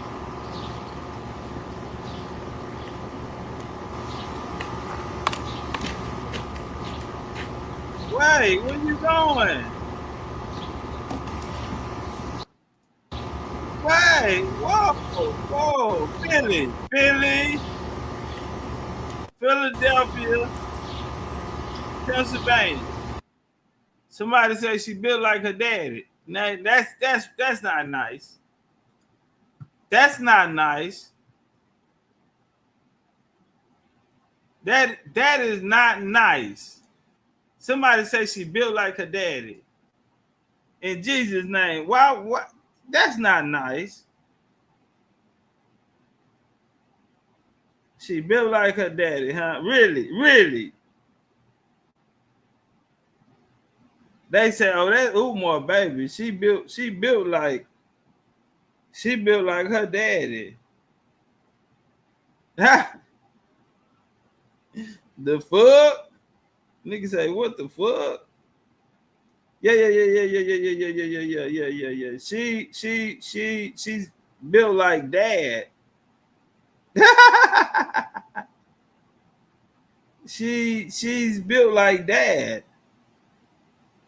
And she done found the bleach, a bottle of Clorox, unnamed brand Clorox bottle. And she finna piss outside with no tits. She said, I need a cup. I'm about to take a piss. Like she finna take a drug test. Like she finna take it. I'm gonna say, give me a cup. Like she finna drink a drug test. So she go to scraping and scrambling for shit.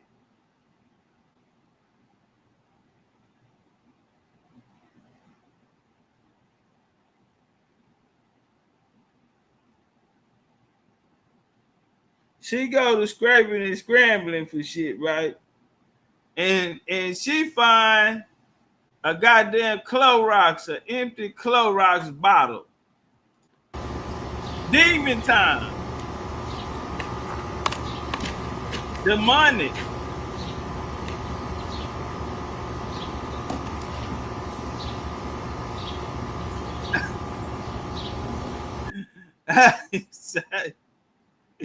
Say fam, the look, the check out. No, nigga on real demon time, fam. I'm finna get naked. I gotta piss. What you niggas tripping on? Man, I gotta piss. Hey, all right, y'all check this link right here for the people who didn't want to understand when we said go get the shit. Tasha say, what is she doing? She taking the piss. You heard her. She said, I gotta take a piss. I need a cup. But she found a bottle, a Clorox bottle.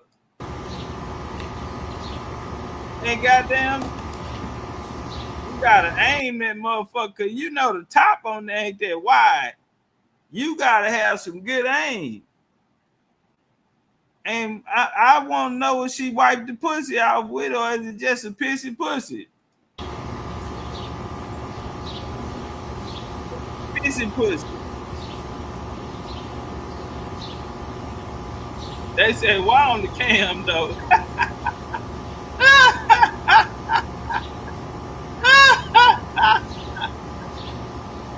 Why on cam? Shit, nigga. Man, I gotta piss.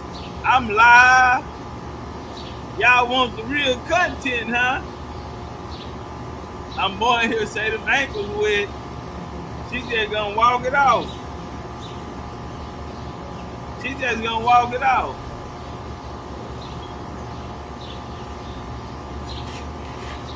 Okay, we done. Tinkle, tinkle.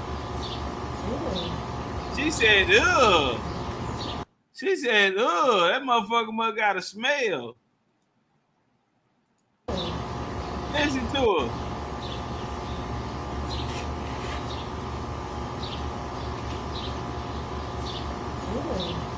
She said, ugh.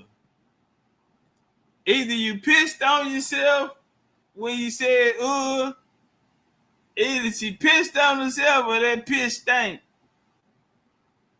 But she said, ugh. So either you pissed on yourself or that shit stank. That shit got an aroma. That nigga say she squirted dry. Nah, fam. Nah, fam. Not you just came back into view of the camera. What happened to the bucket? Where that bleach?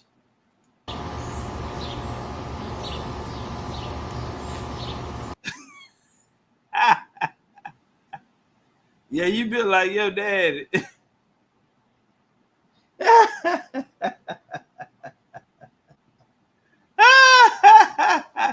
Not you just bounce back in camera view like ain't nothing happened. Had to pee, y'all. Yeah, we noticed.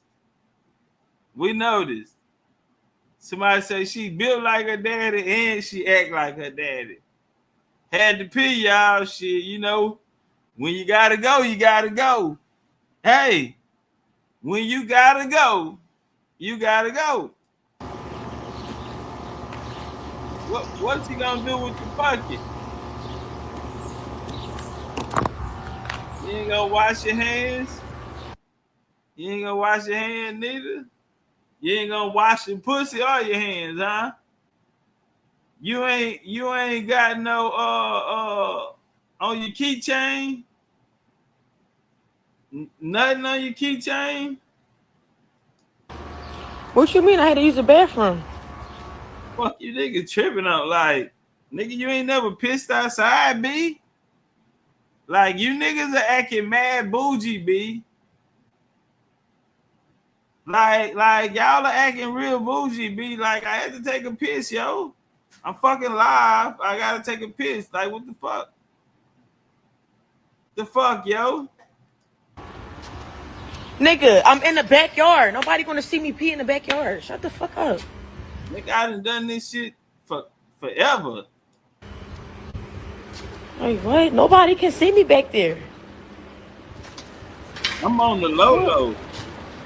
Now y'all gonna witness me sleep on the ground because motherfuckers don't want to be considerate, knowing that I was out all night, all the shit that I had to deal with, paying for niggas and shit, and niggas want to leave me, broke my headphones, and you could even just come downstairs and open the door when you know I called you. You know I was close by. You could have came down here and opened this door, so when I came here, I could have just went inside. But now y'all gonna witness me sleep on the ground.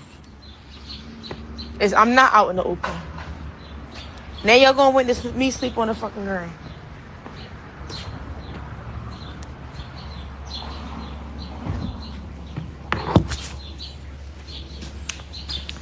How can I make myself comfortable though? Okay, she's a thinker like her dad. So she get up here, she's gonna assess the porch. And she's asked, how can I make myself comfortable? She go straight in the battle again. Maybe you need to join the army.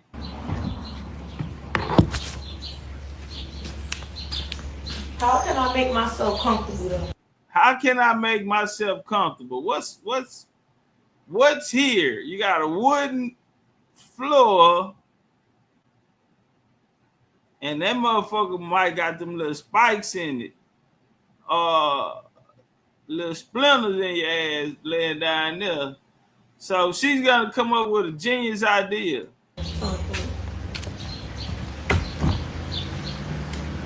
Oh, you know what? I'm about to go on the grass.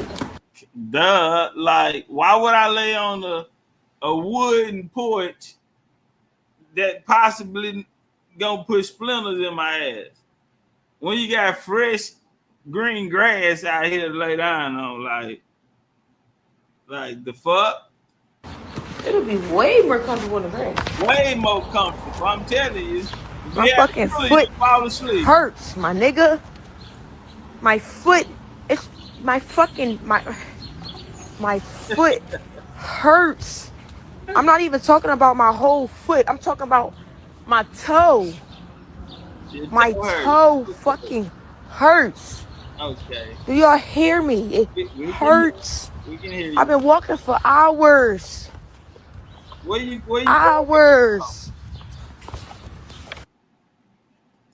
Where you walk? Where you?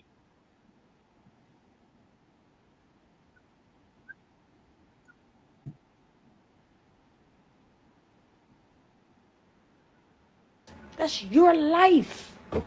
Once you get pregnant and you bring a child into this earth, that's it. You can't get rid of them. That's it. Now you got to take care of that child for the rest of your life, even after they turn 18.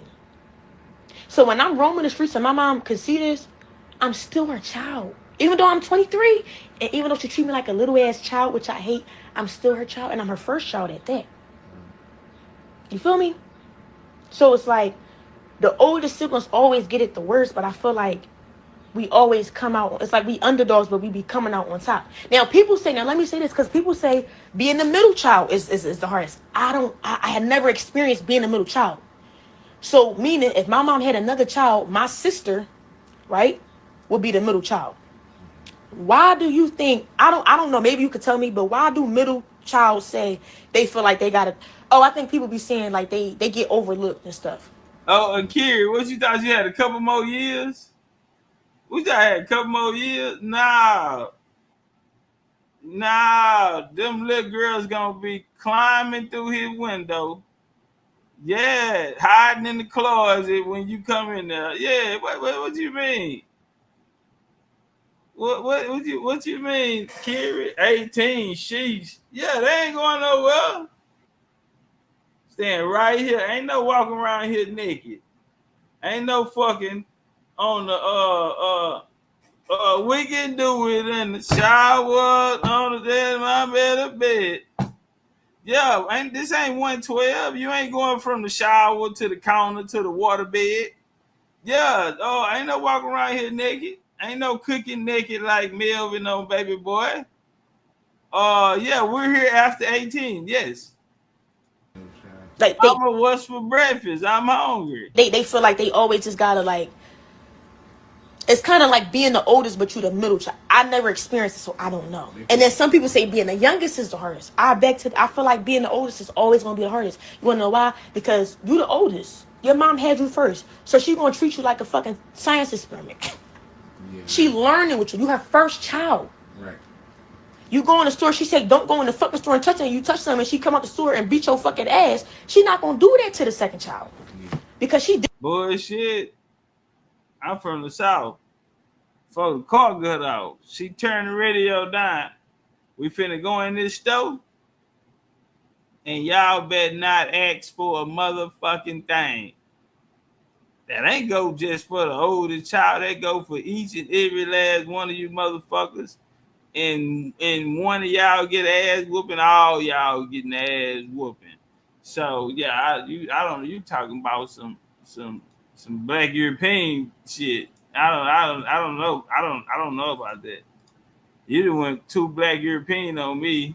I don't know about that. If any one of y'all finna go in this store, don't ask for a mother.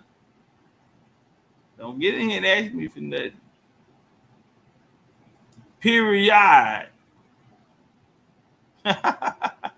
Nah, for real though. Nigga what? Nigga who?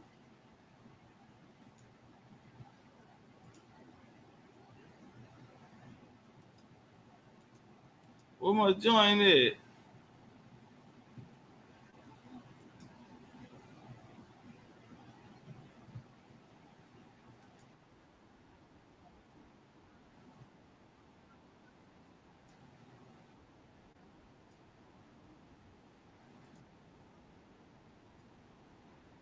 Coming from up out of the north, them city slickers, they ain't know what to do goddamn in these terrains.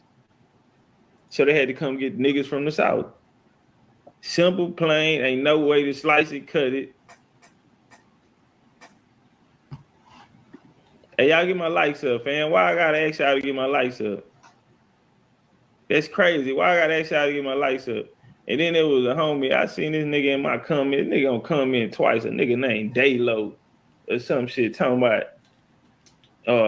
nigga, why you say the monetization ain't on and I'm watching all these commercials? Nigga, first off, if you watch the video, we clearly said on the video that nigga, it's a button you can press to tell them to review it.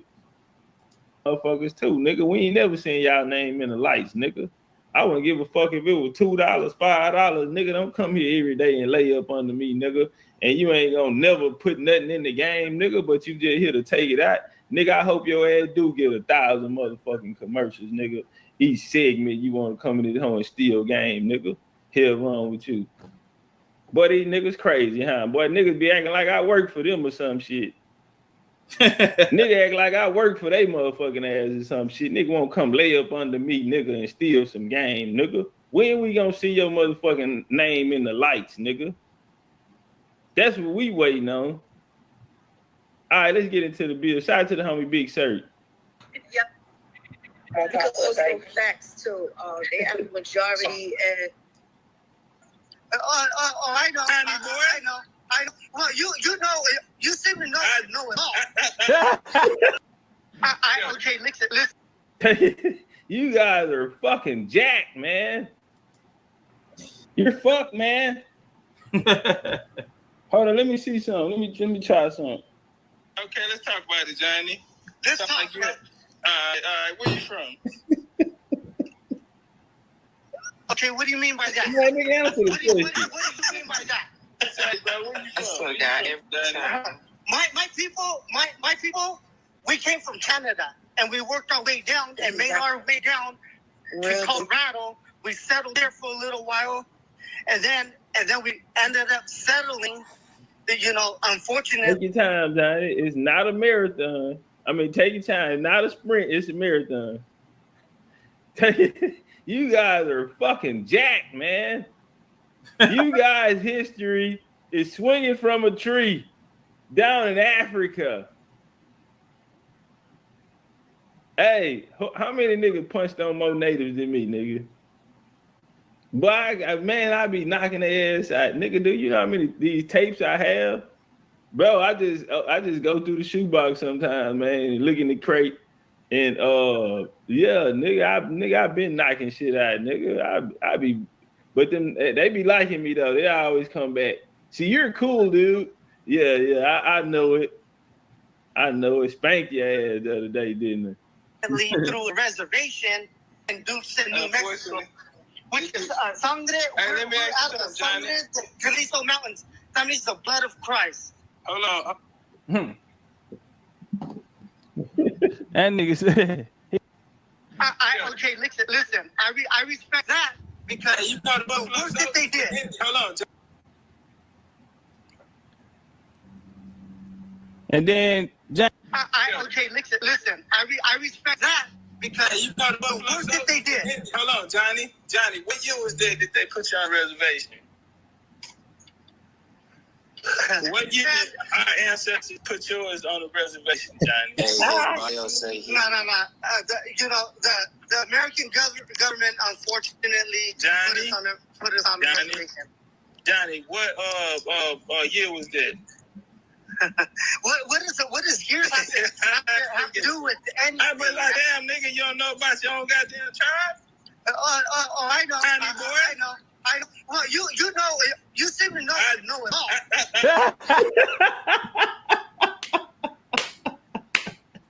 Johnny, come on, Johnny.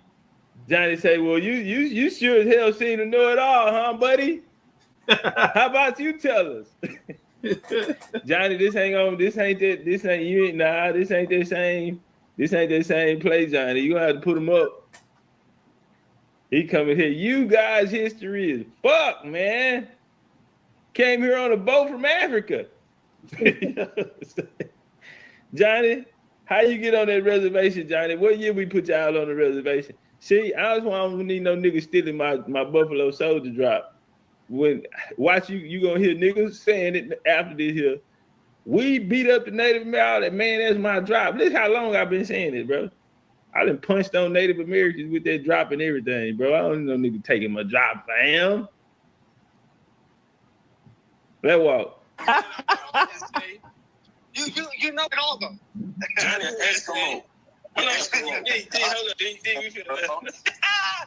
does that have to do? What does the reservation have to do with anything, bro? Look at my You coming here playing Big Indian, fam.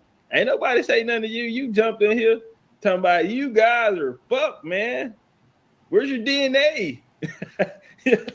Say, where's your DNA, man? You came in here, bro, playing Big Indian, bro. I just know how to bring you back down to reality, fam. So let's talk about it. Listen. We had I'm not gonna let nobody fool me. We had your ancestors licking blood around these hoes. Yeah, goddamn right. You know what time it is, nigga. We work clean. So watch this here, Johnny. Did you know that those Buffalo Soldiers were actually Indians?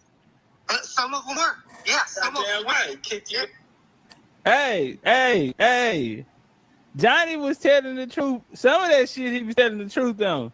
Man. Not. Damn, we got somebody else that they can't hear. All right, let's try this. Man, y'all ain't even scratch us. Damn. Yeah, Johnny work clean. Yeah, that's right. Some of them were. Yes. I do know, but not all of them. Not all of them were. Y'all ain't never win. We ain't lose a man. Not all of them. Johnny, were Indian, bro. Johnny, some of them were. Johnny, the Buffalo Soldiers didn't lose a man. Nah, we ain't lose a man. Y'all ain't even scratch us. Damn. Yeah, Johnny, we work clean. That's not true, bro. Johnny. That is not true. Johnny, don't let that nigga get off on you like that. Pop your shit. Reason Dragoon, go over there to the Seas in Arizona. They'll educate you. They'll educate you there real quick. Boy, stop. All right, watch this here, Johnny. One more, last thing. Okay, yes, sir. Go for it. Do you eat Thanksgiving dinner? Do you celebrate Thanksgiving? That's un-Thanksgiving to me, bro. Okay, hold on. Do y'all... Johnny made it on. Johnny said it's un-Thanksgiving, but his big ass sitting down got him a plate though. Johnny got him a plate for Thanksgiving. Shout out to Sister Ariana and Roger in the cash. I appreciate their love. Y'all have a get together? Do y'all have do the family get together on Thanksgiving Day? Shout out to Papa Shorty and the Super Johnny, be real with me. Yes, what we do on that day is we celebrated what it was supposed to be celebrated for. Tell us what but we drum, we sing, and we dance. We celebrate. We don't on Thanksgiving we get together for our ancestors, for those who lost their lives during that time. No problem, Holmes. So let me ask you this here, say, what did y'all eat at the Thanksgiving drum session? Oh, what did we eat? Yes, sir. We didn't eat that day, bro. We're fucking fighting. We were fighting. We didn't get to eat. Listen. I'm not talking about back then. See, he didn't went Christopher Columbus. He didn't went to the Pilgrims on me and shit. Johnny, you wasn't there when the Pilgrims came, Johnny. You need to relax. Johnny say, we didn't eat that day. We were fucking out here fighting, man.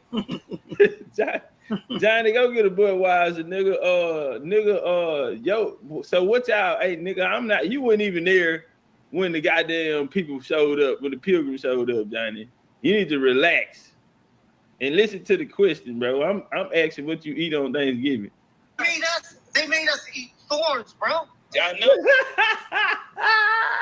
I didn't know that was coming. So, Johnny, they made y'all eat thorns? Oh, man, y'all got Johnny out here eating thorns, man. Y'all wrong into some bitch. Well, goddamn right, nigga. We hard on you. Yeah, No, not you guys. You guys didn't do shit.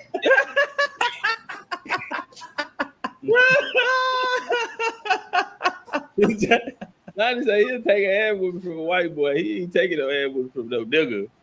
He beat it hung one of you niggas. Nah, nigga, Johnny ain't taking no ass whooping from no white boys. I mean, from no niggas. We ate thorns and drunk the blood of Christ. We ate thorns. They made us eat thorns off a tree bark and drank the blood of Christ to wash it down.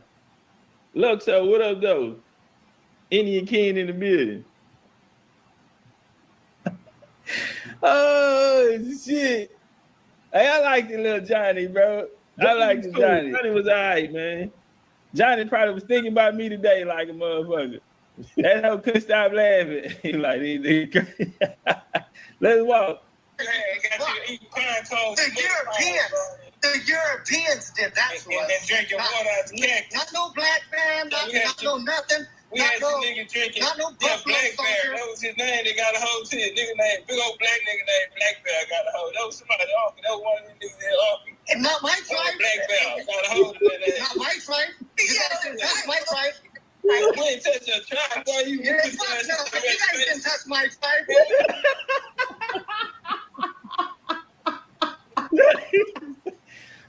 Y'all whooped them other niggas. Y'all wasn't fucking with us, nigga. We would have beat shit out of one of you niggas, one of you Negroes.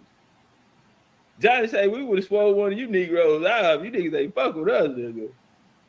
It was a white boy got down on me, nigga.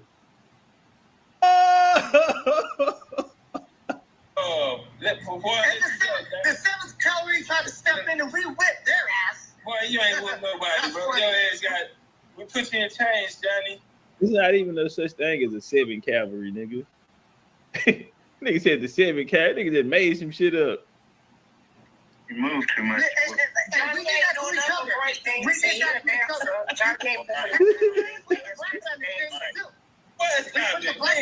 We all been in chains, bro. Everybody's been in chains, bro. Johnny. So everybody's been in chains. Relax. What blacks you trying to put in there? We ain't lose a man in that fight against y'all, Johnny. So who got put in the tank? We ain't lose a man. That's not true, bro. You know, bro, who the boss of those soldiers lost? You know what time it is, Johnny?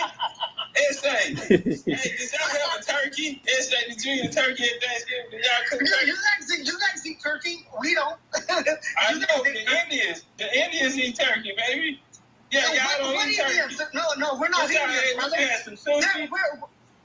We're not Indians. sushi. We're not Indians. Salmon. We're not Indians. And we're not Native Americans either, bro. We're not. You had salmon. You know, hey, brother, salmon. Say, Johnny, you don't supposed to go for that shit. If a nigga throw that on you, just let him throw it. He got to take it back. That nigga know he loved him some salmon. Salmon, let him talk. Hold on, he said they're not Indians. Go ahead. Hey, look, that's the Moor. That's the Moor right there. He waiting on it. The Moor, he caught a case too. He thought after Johnny left, after we kicked Johnny ass up out of there, then I was like, hey, what's up, man? I see you getting close to the natives, bro.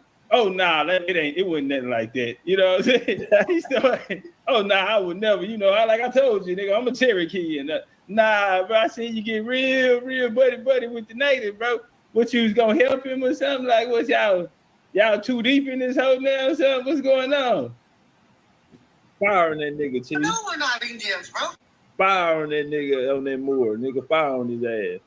Boy, I ain't never been in a situation, nigga, where these goddamn will more than jump out his body and getting real friendly. It's gonna be a more Pan-African gonna get real friendly with these other races, bro.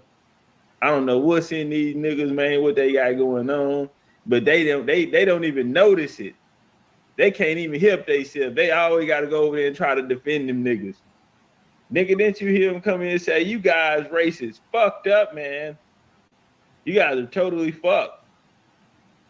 You guys are ancestrally fucked, man. And he come the Moor. Boy, y'all niggas something else. Laying up with white women. Yeah, you niggas are something else, man. What are you, Johnny? Hey, Johnny is a paisa. I hear this boy. I'm gonna tell you, get that motherfucking corona out of this. Ya, pues, yo sabe español, yo no soy un paisa aquí, güey. I know local forever. Yo no, Get it on you, Johnny. But anyway, that's That nigga said an Aztec warrior. besides the point. That's besides the point. No, it ain't, nigga. You a gangbanger, nigga. But anywho, we go by our tribe, okay? We go by our tribe. We don't go by, that was given to us, those names, Native American, even indigenous was given to us. That was a given. Hey, now Johnny being honest though, right there. Yeah, I get to him.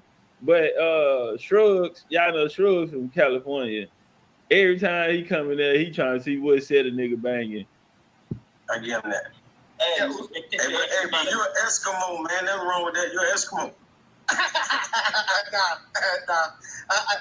We were. Hey, I'm gonna be honest with you, man. Like the Eskimos is really a part of Tartaria. Like this is really Tartaria minor. I don't know who that was. I don't know what the Tartarian is going on, man.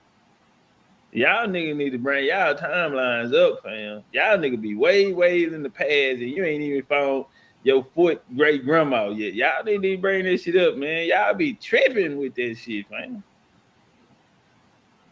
Y'all be tripping with it. Do you do tattoos, Johnny? Do I what? Do you do tattoos? No. Okay. Are you the plug? Do you get it for the low? You know, I'm street, bro. You know, I never went. You know, in and out of jail, incarcerated too, and all that bullshit. What's the Indian jail? You know, what's your tribe? That's besides the point. That's off subject. Are you right? You guys really respect. Hey, look at Shrugs. Shrugs caught on to it.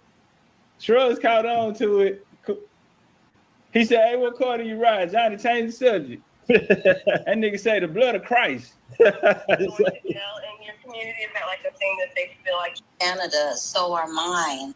You know, and because they don't know our language, so they said Hikaria, and Hikaria is from our basket weaving and our pottery and our beadwork, and so that's a Spanish term. And my name is Ghost Rider. And so, but that's in English. So the way you pronunciate it is Chidin.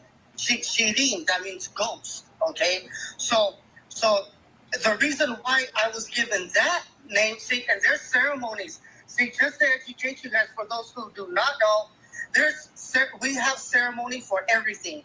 We don't give our names. We don't pick them just because they sound cool. None of that goes on. None of it, man. And yes. Go ahead. It's going on over here too. So your shit sounds like. Yeah. I'm sorry.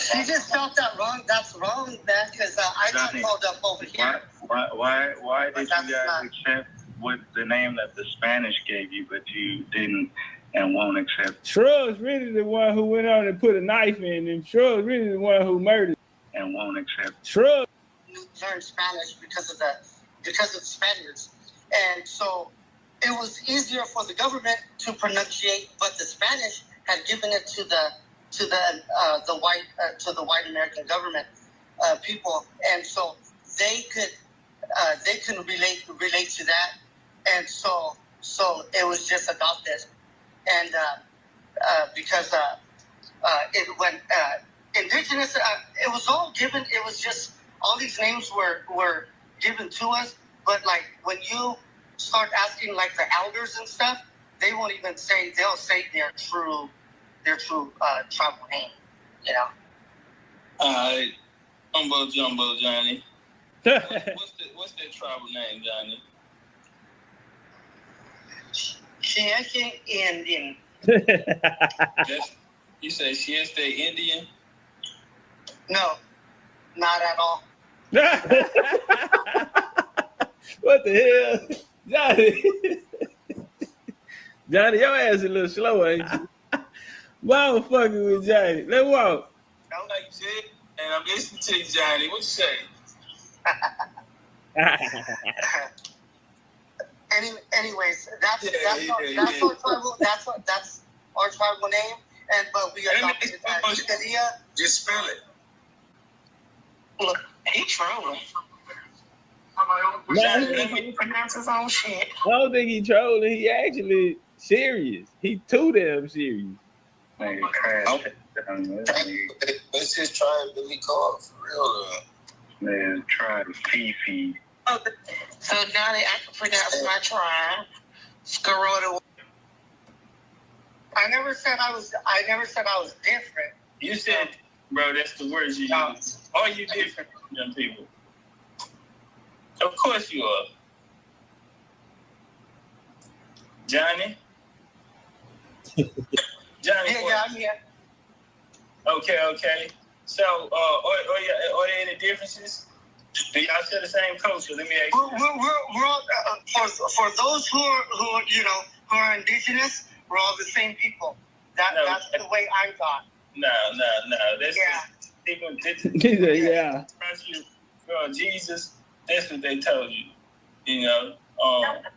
So that's what we're taught. That's what we're taught now. Thing, right? So check it out, Johnny. Because you told me earlier you don't eat turkey. You eat salmon and tilapia, right? No, you said that. You better be on point, boy. I'm gonna get you. I'm gonna tie you up. I'm gonna put your ass in the trunk. You better fight back. Right. All right. So check it out. We don't eat turkey on Thanksgiving. That doesn't mean that we don't eat turkey or we have certain sandwiches or anything like that. Or no goddamn sandwich. No, I ain't talking about no lunch meat or no shit like that, Johnny. I'm talking about. Do you eat macaroni? I do. Hey, hold on, time out. We got 300 in the chat and the lights looking crazy, fam. What we doing? Niggas be acting like I work for them or some shit. Bro, hit my like button, nigga. You niggas ain't doing no supporting. You can at least hit the like button, fam. Hit my like button. Let's get the lights up, bro. We too far behind on the lights, bro. Damn near 100 lights behind, fam.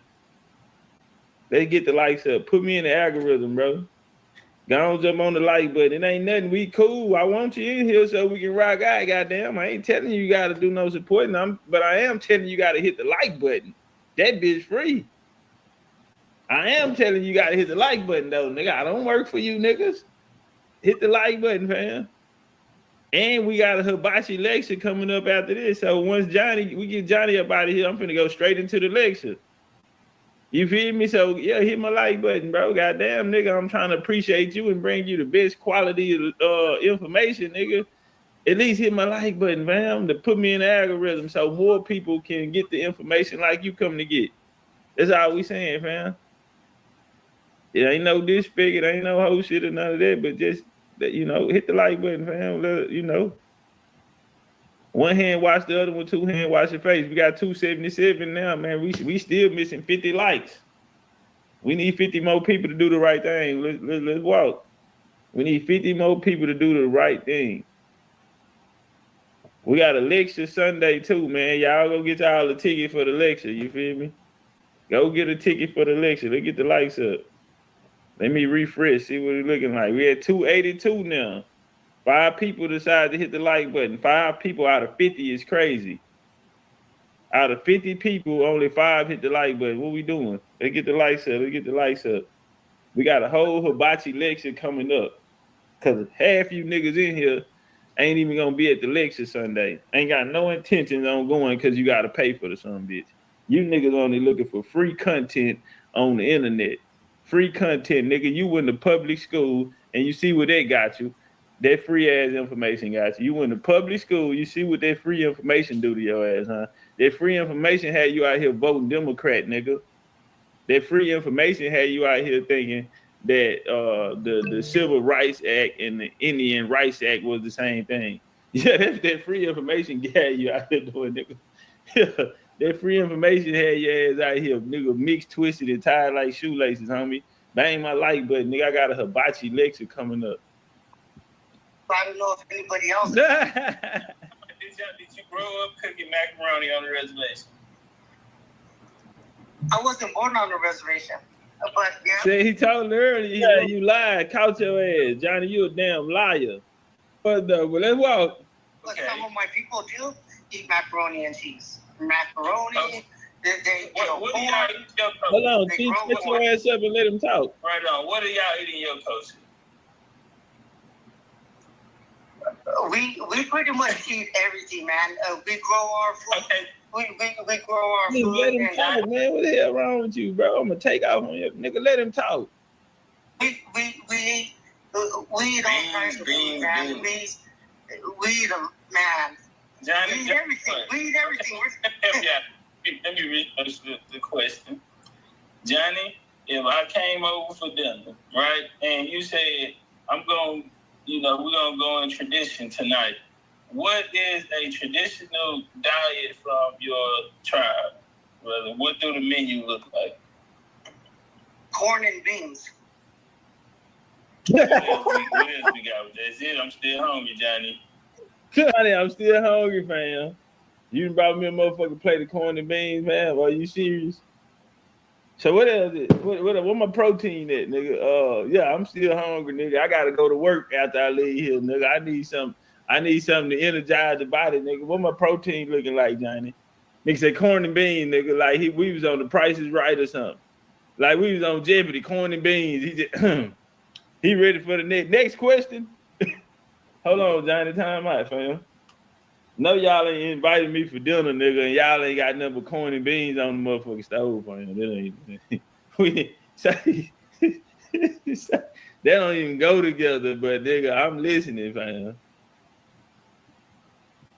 And cactus. Corn, beans, and cactus. Whoa. Johnny, you just said they made us eat thorns.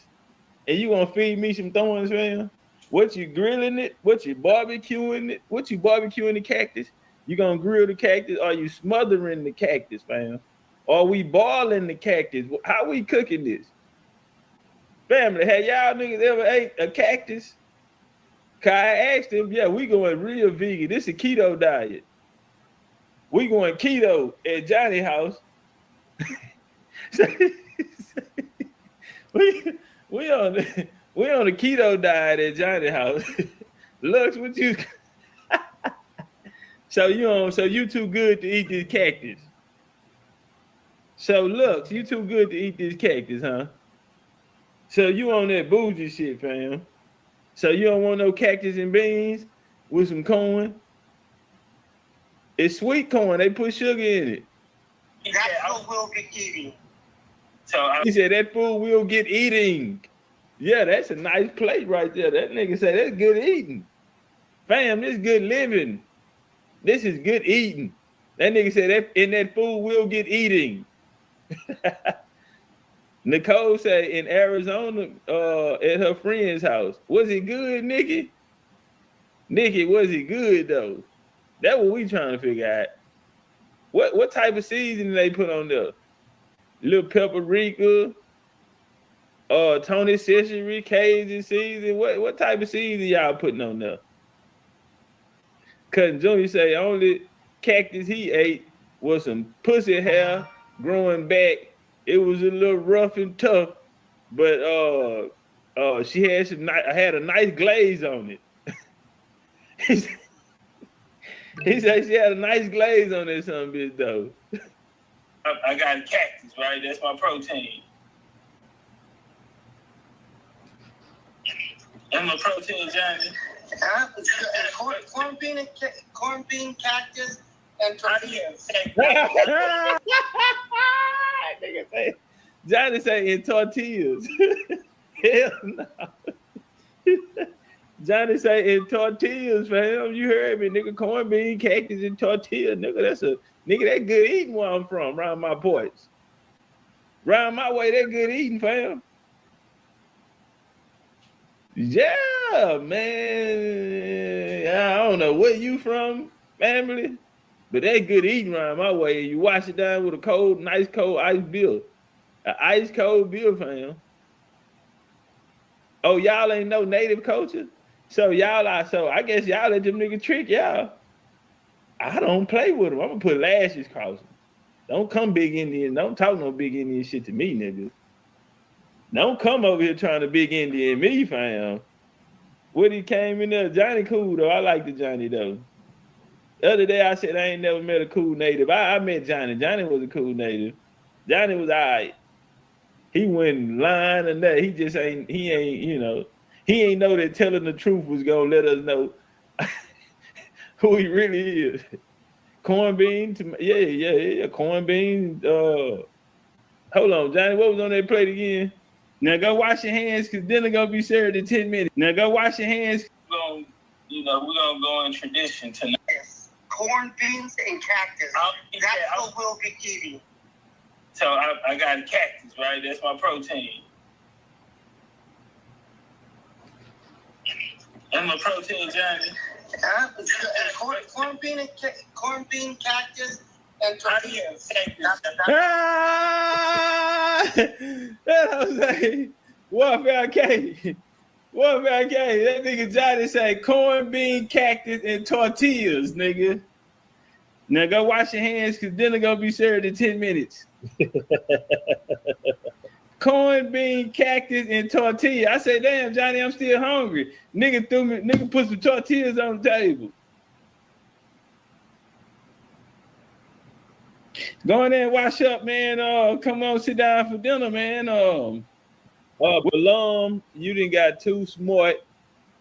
Balam, y'all gotta chill with that smart shit. Take that shit to the metaphysical community, nigga. Balam says dragon fruit is from the cactus family, so yes, we eat cactus. Fam, he not talking about serving no goddamn dragon fruit. With it, he ain't making no fruit bowl right now. We ain't making no smoothie. Nigga, I asked him what's for dinner. He cooked cactus, beans, and corn. We ain't gotta be helping this nigga with no smart shit that he not talking about, fam. Sometimes you niggas get a little too smart for your own good. We talking about cactus right now. We eat corn, beans, and cactus, nigga. And flour tortillas. Corn, bean, cactus, and flour tortilla, nigga. No salt and pepper, no. Y'all ain't got no ketchup for the cactus, at least? What a hot sauce, goddamn. I need some ketchup on my shit. Put a little hot sauce on mine. And bring me some ice. Yeah, man, let me get some ketchup with that cactus. How you like bread? Break bread, too. No, what y'all was eating in Canada? Hold on. What did you come from Canada? I'm trying to understand. I didn't come from Canada. My ancestors did. Okay, so what is the tradition? Where you from? I asked you at the beginning. Diet. Okay, what does your food culture look like, Johnny? You got on tribal gear, so you're traditional, right? You said on your thing, I am very much in my culture. That was why, Johnny. Johnny boy, what is your food culture? Okay, so now we're talking about my regalia. My regalia now. So when it comes to we're talking about your culture. On your bio, you say it's on the right. That's my culture on the right. But my regalia that you see on the right side, that is my culture. The northern culture is the one on the left in the blue. No problem. What do we eat? What's the culture? What's the culture food? You got the culture here. What is the food culture? Bro, there's many different kinds of foods from different tribes. It depends what you're talking about, but I already gave you mine. I gave you mine. No, cactus, beans, and corn. That's the main right there. You said traditional, and that's the traditional food. So I gave it to you. Okay, no problem. So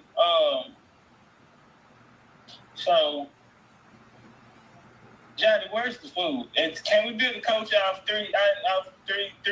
This. I don't even think we go to a restaurant. Maybe a food truck. Maybe taco stand. Wait a minute. Hold on. We ain't Buffalo.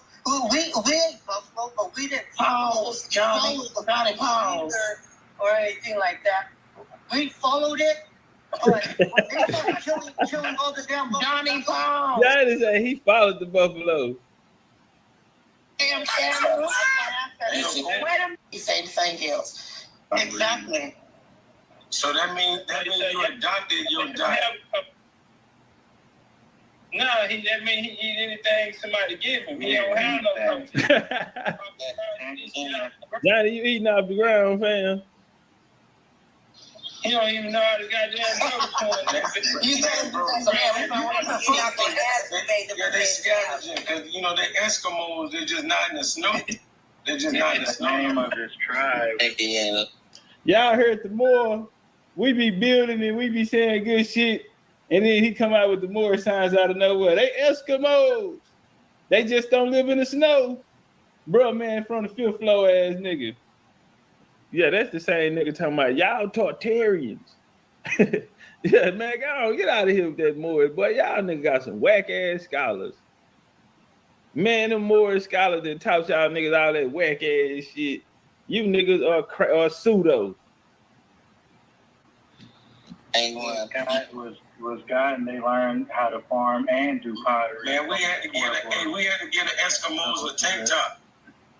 Y'all hear the Moor? The Moor said they had to get an Eskimo a tank top. What the fuck do they got to do with anything, nigga? I'm over here talking to this nigga about some real shit. I'm over here breaking down that you don't have a culture, fam. And you come out here talking about you had to get a nigga a tank top. Boy, you Moors, Aboriginal nigga, or pseudo. Oh, Balum say they're a chef. Well, goddamn, nigga, we need to hire you. We need to hire you, nigga. Goddamn, nigga, we need a personal chef. Or are you indigenous to America? Because we need an indigenous to American chef.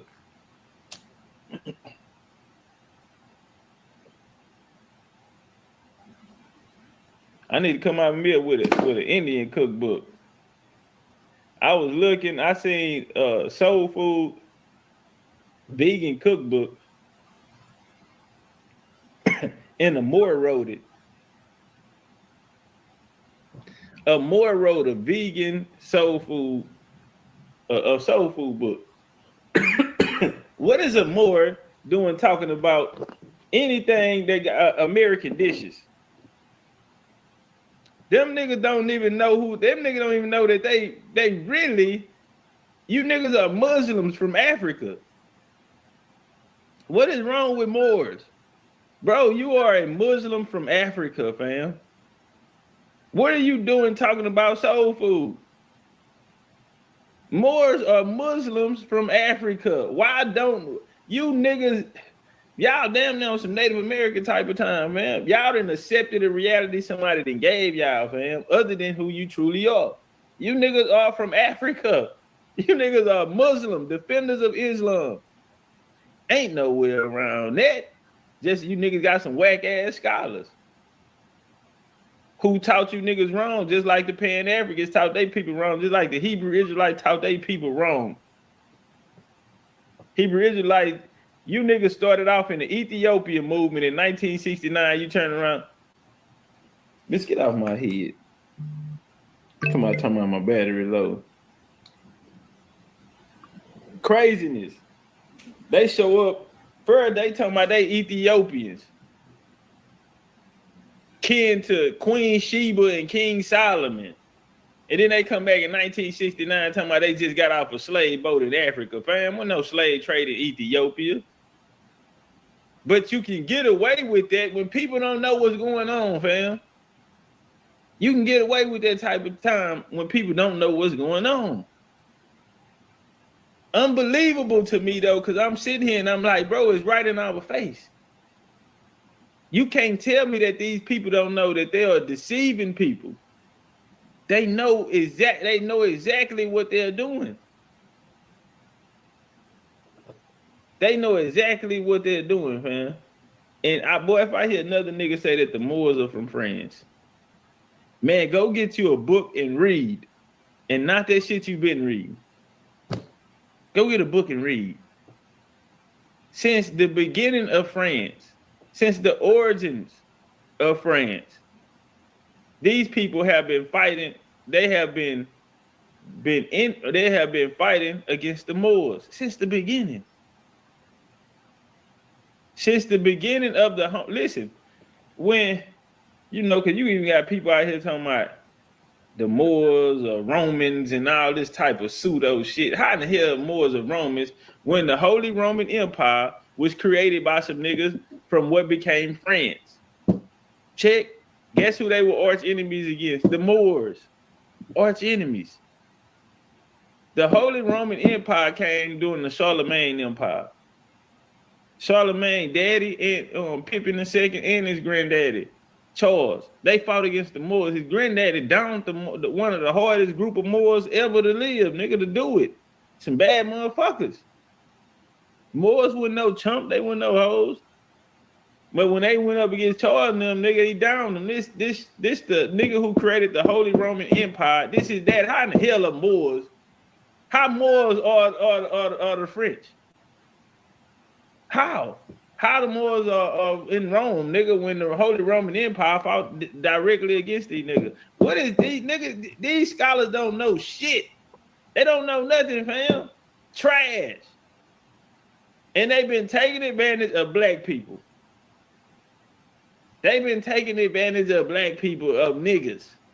And can't nobody convince me that these niggas just don't know. I think they're purposely, intentionally fooling niggas on purpose. For whose benefit? Because they quick to tell you the white boy did the colonizing. They quick to write the white boy in history. They'll even write that nigga back in the time of the Egyptians. They wrote the white boy in as William the Conqueror. They wrote him in as the Ptolemy era in Egypt. They wrote him in